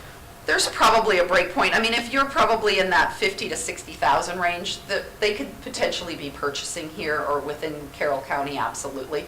The thing that we're hearing from a lot, one is there's just not a lot of homes that are maybe on the market in that price range, or they're getting snapped up pretty quickly. Because if you figure a household making $60,000 a year, a good rule of thumb is to say that it's about 2 to 2.5 times a household's income. So they're at about a $120,000 home. So they can definitely, they've got the capital, or they have the potential there. So then it goes down to, do they have the credit history? Do they have the debt to income ratios and all those pieces? That's where we're running into and seeing some people having more problems. I would say, you know, in the early 2000s, we were definitely in a mentality of everybody should be a homeowner. I don't know, personally, I don't know if that's necessarily the case, that everybody should be a homeowner, especially when you're in some of those lowest income brackets, because when the hot water heater goes out, or the fridge goes out, or whatever it might be, do you have the capital to be, you're maybe making that house payment, and it might be the same or less than what you would make in a rent, but you have no ability to handle those other kind of emergency sorts of situations. And so that's where ultimately maybe being a renter for some of those for some of those income levels is the best option for them. To alleviate some of the problem quickly, is it best to concentrate our efforts on rental or to help with housing? Oh boy, to alleviate the problem quickly, I think that's one of the hard things, is it's not going to be something that's going to probably be easy to quickly address. I think it probably has to be a little bit of both. I will say on the rental side, I think that is pretty important, because one of the things is that if you can recruit an individual, and they maybe would be in a price point where they want to buy and they can't find something, but if they can't even find something to rent, then we're going to lose them completely. They maybe will take the job, but they're going to end up living not in Carroll, or maybe not even in Carroll County. And once they make that decision, it's really hard to keep them, or to get them to move back here, even if they're choosing a rental option someplace else. It's also from an employer's point of view, their chances of retaining them go down a little bit too. So I think both are very important. I think it has to be a twofold strategy probably, of how do we get some new rental being built, and how do we get some lot development happening at the same time. That's going to help us. The lot development will take a little bit longer to fill in than maybe can we get some new rental housing going, if we can find the right developer to work with to do that.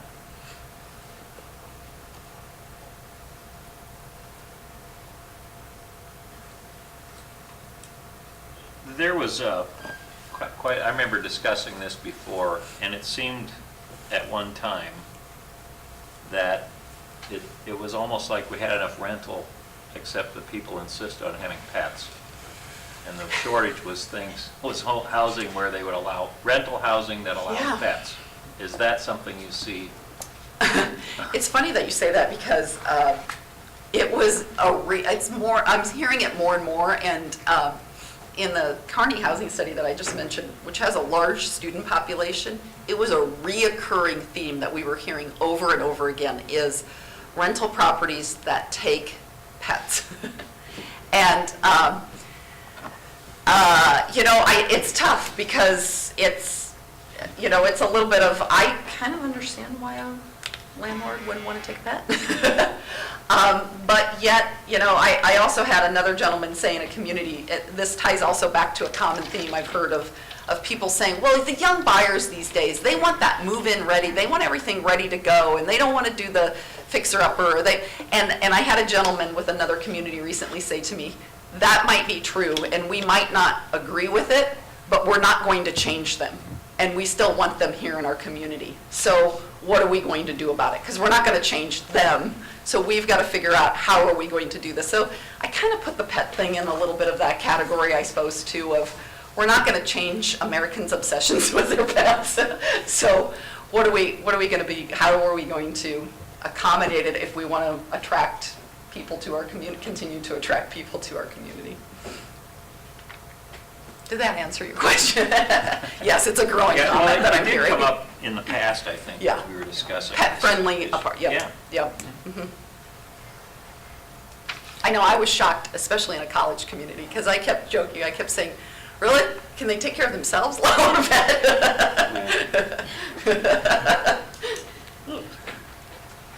I had one more question. I'm looking at the data here, and Glidden, I'm on page 22 of what. Okay. This is referring to predicted versus actual population change. And Carroll, and I know they're different sized communities, but Carroll from 2010 actually increased. Glidden from what they expected, decreased significantly. And if I'm not mistaken, Glidden has had some subsidized lot Yes. construction. Yeah. So it doesn't appear that it helped. Well, yeah, I mean, it's Do you have kind an of. explanation for that, or? Well, one might be a little bit that, let's see, so their predicted population was 1,330, and their actual was 1,146. Some of that could be that we didn't predict a high enough death rate. A little bit of that could also just be that they weren't able to retain young families as much as they would have liked to, and that some of what they were attracting in, now I'm thinking here, that's the north side, those newest lots are in the north side. I'm guessing those are mostly family, but some of the south side stuff they did, I don't know if that was maybe potentially attracting in more people closer to their empty nest years, and they just weren't filling those units. They were filling them with smaller households. Could potentially be what was happening there. Templeton is kind of the opposite. They had some city-owned lots too that they had, took a long time to fill them, but once they started moving, they started filling in, they've got a population growth. So, yeah. Exceeded expectations.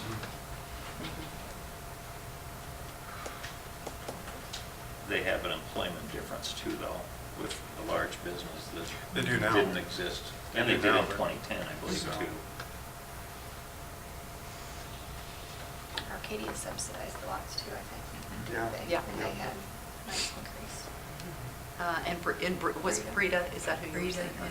They've been very slow to sell, whereas the other lots on the east side of town have gone Yeah. quickly. But they're starting all of a sudden, Yeah. they've sold a few lately.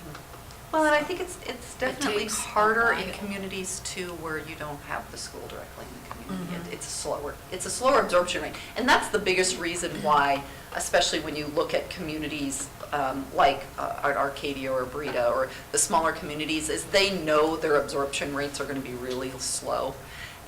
Or the developers know that, and that's why they can't front end that development like they can in Carroll here. They know they can absorb those lots a little bit faster here. And so it skews the market for those smaller communities a little bit and places the communities in a situation where they just need to assist with the lot development. And, and a lot of times for those smaller communities, I don't always necessarily put on the caveat that you should be saying, you got to put that kind of price point. Like if we're going to help with lot development, then you need to be keeping it in this sort of lower price point, because they just need development. A house is a house, and that's a good thing, so. A few observations I had on this report. One of the things that surprised me, if you look at the census numbers for Carroll, we went from 10,106 to 10,103 population. At the same time, we added 308 housing units, but yet we still went down in population. And that's a huge impact of what we're just seeing in household sizes in Right. Carroll. During that time, we actually decreased by 0.11 people per household. Woods and Poll, who does a lot of forecasting, demographic forecasting, they're estimating Carroll will go down 0.06. Now, this report didn't even include any decline. Yeah. But, that means we need to add, if that would hold true for Carroll, we'd need to add another 125 houses, even on top of this, just to keep a flat population. Yeah, Now, we kept your average household size at 2.25. we kept it the same, but if you Right, decline it, then we're, right. that's going to Exactly. make it Yep. worse. That's going to increase the demand for additional units even Yep. more. If you look at, though, what we built between 2000 and 2010, which is 308, but what we've built between 2010 and to today is 131 units. So we're on pace to only build 60% of the housing we built the last decade. When you lost population. And when we lost population, so, it's quite possible we will lose population. In fact, the Census Bureau today estimates that we're only at 9,947 people as of 2016. And, so one of the questions I kind of asked rhetorically to some of you offline earlier was, where do you want to be population-wise? I mean, I've certainly heard everyone say we want to stay even. Some of you have said, no, 12,000 would be a nice number. But, your projection just to grow 0.5% to 10,500, we need to add 45 units per year. And we haven't added 30 units in 1 year in the last 3 years of this horizon. So, we're falling behind even at that. Yeah. I mean, it's just an observation that, we're just not, we're building houses. We have good builders that are doing it. We're just not keeping up with that. And you're definitely, and the thing that I would emphasize there too is we tried to be conservative, I think, even in an area where we were being told by, we have a pretty robust economy. We have the potential. We have employers who think they'd like to grow, but finding the employees and then finding a place for them to live is their biggest challenges. But that doesn't tell us, you're saying we need to add housing, but it doesn't tell us what kind of housing we need to add. How do we know that? I think that goes back a little bit to this piece here where we're looking at the types of price points that we need to be in. Did we break it out by, saying that a certain percentage should be single-family detached and a certain percentage should be attached and a certain percentage should be multifamily? We didn't necessarily do that. You can get there a little bit by the price points and the split between owner and renter that we would need to be at. I think our issue is that we've seen just the single-family detached being constructed. So we know we need more variety than that in any way that we can begin to attract it. And I would point out, and I'm going to look at Greg, I don't think we've had one building permit this year under 200,000. No, I think they've all been above 200. Yeah.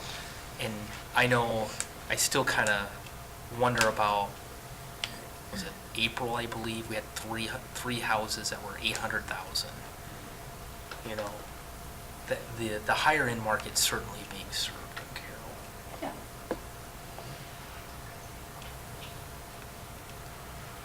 That's what we need to know.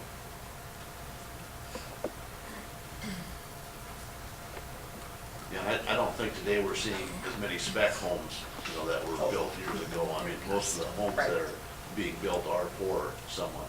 Right. Being custom built. Exactly, and that's a little bit of our reflection of what happened during the recession. We had builders leaving the market and not coming back in who were doing the spec homes. The builders that stayed in got into a groove of building homes at the price points we're talking about, doing the custom built homes. They're doing a great job at it. They're being successful at it. We need them to continue to do it. We just need to figure out how we bring back the builders who were doing the spec homes 10, 15 years ago. Yeah, and to that point, I think most builders are extremely busy now. Right. Where sometimes there are slow points, they will build a spec home to keep their employees busy and, speculating, of course, that they'll sell the home. So we're not seeing a whole lot of that right now. Yeah, because they're busy. They don't need to do it. Mhm. Yeah. I think even the homes that are spec homes are being sold before they're completed. Greg, I'm looking at some data, I don't think it's on here, but in 1990, we had 115, this is Carroll, 115 vacant housing units, 2,258, 2010, 341. So in 20 years, one generation, our vacant houses tripled in this town. Do you have a sense that those are houses that will never be returned to occupancy? Are they so dilapidated? I don't know where all these houses are that would not be, that seems like a lot to me. It does to me. What are they? Are they houses that could be refurbished to be used again? I think a good portion of them are, and some of those, I can't understand why people don't do things with them, because they're just sitting there and they're paying taxes on them with no return on their investment. But there are a few, and there's a few that are vacant and probably run down, and just people have never offered to sell them, I guess. I don't know how to answer that, Jerry, but yeah, there are a percentage that just sit there, and I think the police department gets called in once in a while for lawn maintenance and things where, in my mind, you would think they would sell them. I mean, get rid of that liability and sell them to somebody that would fix them up. And revamp them and get them back, you know, in a marketable position. Well, of all the stats on here, that's the one that stands out to me because it's so much bigger. These other ones are just kind of modest growth, but that one, Yeah, I noticed that too, Terry. It just doesn't seem to me that there's that many just vacant homes that are, you know, not for sale or even for sale, but that seems like a high number. Yeah, and if you're looking at the vacant, I mean, keep in mind that's all units, so it's rental units, it's Okay. single-family homes that are out there. I see. And I think I think one of the interesting things for here is that when we look at, in 2010, the census was saying there were 73 other vacant. So that means sometimes it falls into, it's the moms in the nursing home, but we're not ready to sell the house yet. It also is we used to have a rental unit in the basement, but we don't want to rent it out anymore. Those kind of accessory units that the census is still capturing as units, as addresses. So you have some of those that are, I would call them the hidden vacant units. And we're probably not going to fill them. And I know in my discussions with people on that vacancy number in particular, everyone's surprised by the number. I mean, I just don't think it's that high. Certainly in today's market, I don't believe it's that high. Yeah, if you take apartment rentals, you can add that up pretty quick. You can, but go find an apartment that's not fully rented in Carroll. So how'd that number get so high? Well, part of it, when we look at the 2013 number, is that is based on a sample size, and it's harder to get, they get a much, in a community Carroll size, the sample size gets smaller and smaller. So what we're seeing is that when I go to a city of 20-some thousand or larger, that number seems to be getting a little bit more accurate because they're getting a larger sample size when they're doing when they're doing the count between censuses. So really, we're talking about homes that are 200,000 or down, 150,000 and down, Amy? Yeah, 200,000 and below, yeah. Yeah, 200,000 and below, and housing for seniors as well as housing for young people, younger Right. starter homes, Yeah, apartments, that type of those thing. people, those individuals just entering the housing market too, yeah.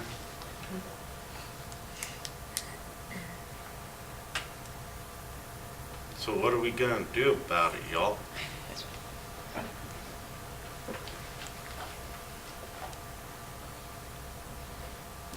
Mike? Looking at you. Well, that's why I'm here, right? Yeah. I was looking at the other Mike, I think he's got something brewing in there. You're mistaken this time. Nuts. I mean, obviously, one of the things we were going to talk about this evening was incentives. And obviously, you can do some pretty targeted incentives. You could do some general incentives. General incentives, you could do citywide tax abatement, for example, to encourage new construction, rehab of existing construction. Or you could do targeted stuff. I mean, you could do some TIF that's very targeted towards multifamily that hopefully hits a lower price point.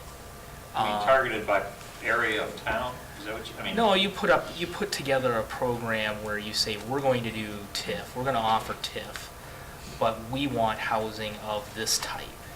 We want certain price points so that you fill some of that gap of need. Certainly you could do some targeted towards apartments. Apartments is one of those things that, I think as Amy alluded to, you could do some nice market rate apartments. You could have incentivized that component. And I believe you would see a trickle occur where some people would move and it would free up some other apartments in the community. So there's some flexibility you could do in that regard too. TIF and abatement, I wouldn't do them together, but either one of those are options that can do that. Yeah, and the thing that I would encourage too, and I think something like a TIF type, to use TIF to assist with a new subdivision development, and that subdivision might include a location for some new rental, and it might include locations for some new attached housing. But I think we also have to keep which is exactly what we kind of need to be doing, and then single-family detached within certain price points. But we're also going to have to keep in mind, we might have to go out and market and recruit the developer or the contractor who's going to do the project too. So it's a twofold effort. Yeah, absolutely. But yeah, the TIF can be a great way, the tax abatements, so you have good options here. You know, in TIF, just get everyone on the same page. I mean, TIF is really just a way to reallocate property taxes so that you can take those dollars and pay for improvements or grants to really incentivize that project to move forward. You know, unlike abatement, you know, everyone still pays their property taxes. You know, that new value really does get to be taxed right away, so that then those improvements, the people moving in are paying for those improvements over the long run. You know, TIF dollars really can be used to pay, you know, public improvements like streets, water, sewer, et cetera. Can also go towards other development costs. I mean, development costs just doesn't end at the public infrastructure, but putting in franchise utilities, doing grading, I mean, all those are developmental costs. And in fact, those can be really expensive components of that developmental cost.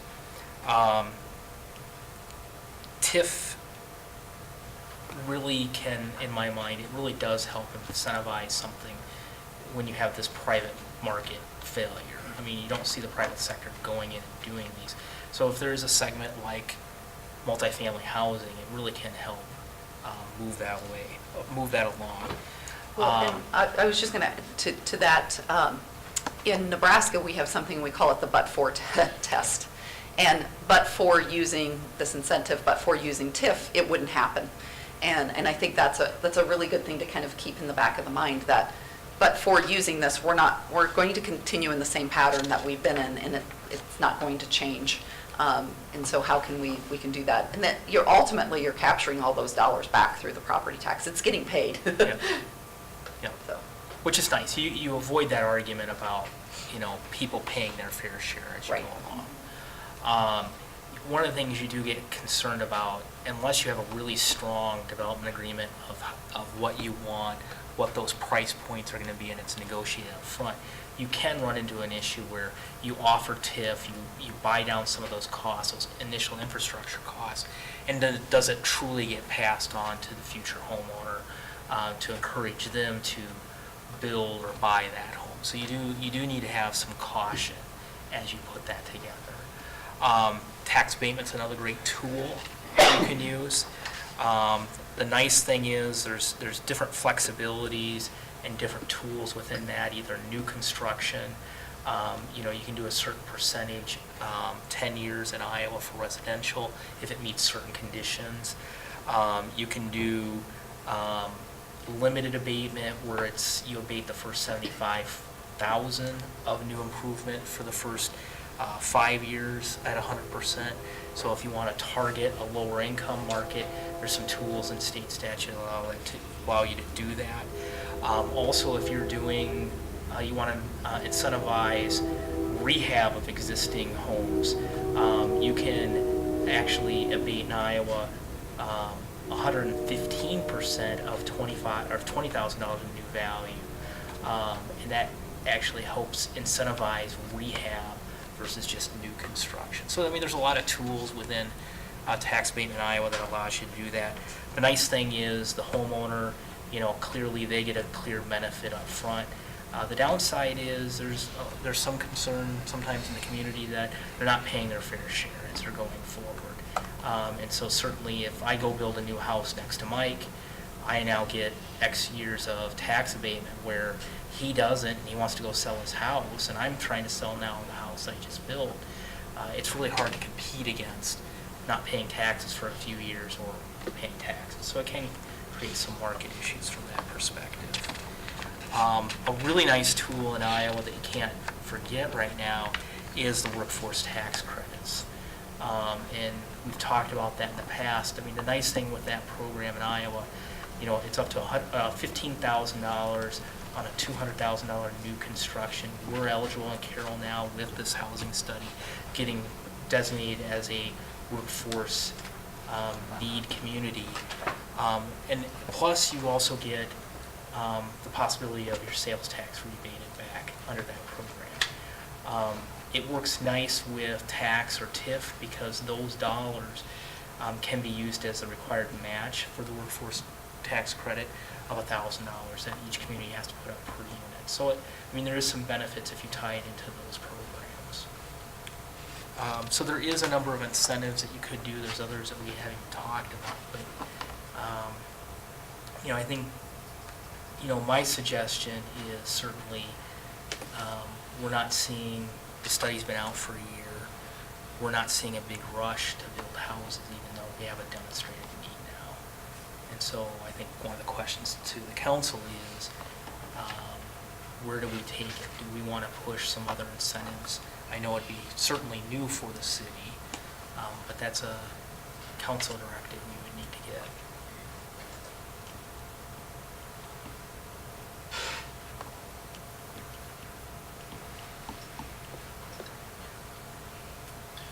Shannon, you're too quiet back there. Would you like to chime in and give us any insight? I guess I'll just go back to the beginning of the conversation, and what really prompted the study was related to workforce and workforce housing. And, to Mike's point about private sector and Amy talking about development, we've studied that for a year now, and, there is more energy, more momentum. We're seeing growth, and, Manning is doing an excellent job, too, with how they're handling the study. But, as Mike kind of alluded to also, we have a huge toolkit of opportunities with incentives. There are so many different areas we need to touch on. It's going to take creative and, precise solutions to each of those different things, not just a one package that's going to solve all the issues. So I guess I'm certainly going to say it's exciting to really dive into it, but it's going to take a little bit of time and some customized approaches. And also, it's been noted that the developers are doing a phenomenal job, and they're doing what they can to really aid in this solution. But I guess I applaud you for sticking to the task.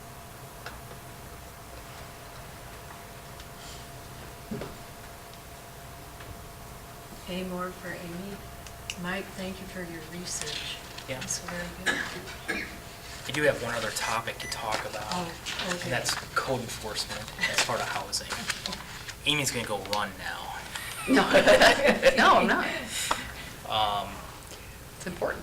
One of the things we do here in the city of Carroll, obviously today on rental housing, is we don't have a proactive program where we go out and inspect every rental housing unit in Carroll. It's really on a complaint basis that we do any inspections within the city. And there are some tools, while limited, since we don't have a robust rental housing program, there are some tools. So obviously when we get a complaint and there's an issue, Greg, Perry will go out, visit that unit, see if there is life safety, health issues, and then work with the landlord to kind of address through those issues. It's not a proactive rental housing program, and really under that you would see a concerted effort where you go out, you have a regular inspection of every unit in a community on a periodic basis to really address, is it safe, is it habitable, are there deterioration issues that really need to be really done on a ongoing interval period. And really the basis is not just to make sure you have safe, clean, sanitary housing, but it's also a program that helps protect property values in the neighborhood. Because certainly you have a rental housing unit that's declining on disrepair, it has an impact to the neighbors, both from a property value or just a nuisance standpoint dealing with that. We're not required in the city of Carroll to do proactive inspections because they're not large enough. But there are certainly communities our size and smaller that do it. The cautionary note, as I kind of alluded to earlier, is if we did a proactive rental housing inspection program, it would take staffing to do it. We simply don't have that staffing today. One of the things we've talked as staff loosely, and there are periods of time that I think if sidewalk inspections is a priority and rental housing, if they're both priorities, certainly in the summertime, it would make sense that you could have an inspector that works on sidewalk issues. And in your wintertime, when you're not looking at sidewalk inspections, certainly that's when you can do your renewals and your inspections on rental housing. So certainly there's a program that I think that could mesh together fairly well. But there's a cost. I mean, we looked at costs, and it's a little over $80,000 a year once you figure staff costs, just pay, benefits, insurance, FICA, Medicare, all that stuff. So there is a big cost. Now, part of it, certainly through rental housing inspections, we have about 1,200 units.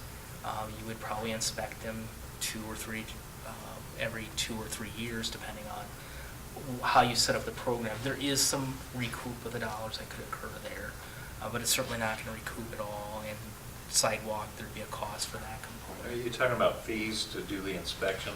Typically, a city will charge $25 to $50 a year for a rental housing license, and so those fees offset the cost of the inspections. And we don't have that now. We do not have that today. Nor are There's we. you and I that went to just a League of Cities that they had up in Storm Lake here a few years ago, and they've got a pretty aggressive program. And part of their program was with the college year and with all the transient students and stuff of different cultures, they were running into a lot of different things that were just, we take for granted here in the States. We don't necessarily have that diverse population, but we do have a bit of a population change coming, so that is something that can be considered as well. But I think it was on a 3-year rotation. Yeah, it was 3-year rotation. Every 3 years, they would go into a place and check it to make sure that they were just meeting the code enforcement. So, They showed us pictures of wiring and other repairs that were made that, or even additions by tenants that make your skin crawl. You just look at and think what a danger to have sitting there. What do they do when they find something wrong? Do they just say, hey, fix it? Or is there a penalty or what? How do you coerce someone to? Well, the penalty becomes you either fix it or you can no longer rent rentable. that. Yeah. like one example would be somebody was renting out a basement that they showed us, and there was no egress. There wasn't adequate electrical outlets. There were just a lot of those things that they had found through the process. So like I said, it maybe isn't a direct relationship to what we have, but I'm sure there's some of that out there. And I'm not exactly sure how many complaints we receive annually. It's not a huge number, probably. No, I think 5, maybe Yeah. 4 or 5, somewhere in there. What I would say is, and being in the short time I've been in Carroll, and I think in even other communities, there's probably more issues out there than what we know of or probably even want to acknowledge.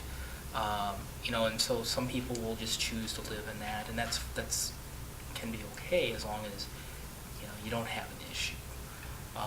But certainly there is issues out there that we'll never know about just through a complaint basis program.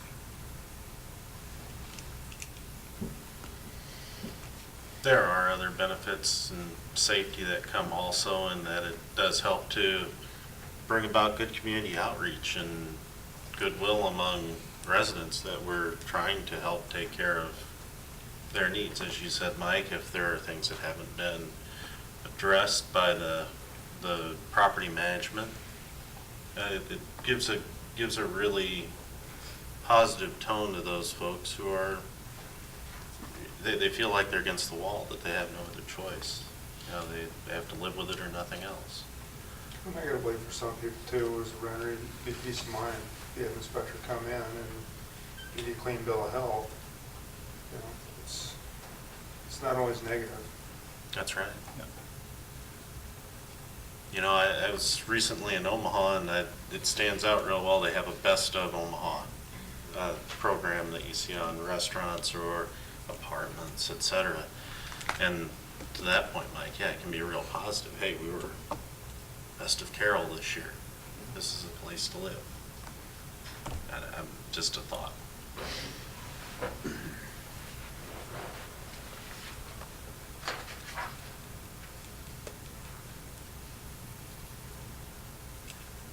Is there anything else we need to go over? Okay. Amy, thank you again. And Shannon, thank you for attending. We appreciate it. Okay. You We've need some covered direction? everything. No, there's, with our work sessions, there's no direction. Okay. Okay. I guess all we have to do is have a motion to adjourn. I'll move to adjourn. I'll second. Davis? Yes. Cox? Yes. Seaman? Yes. Haley? Yes. Fleischner? Yes. Wertz? Yes.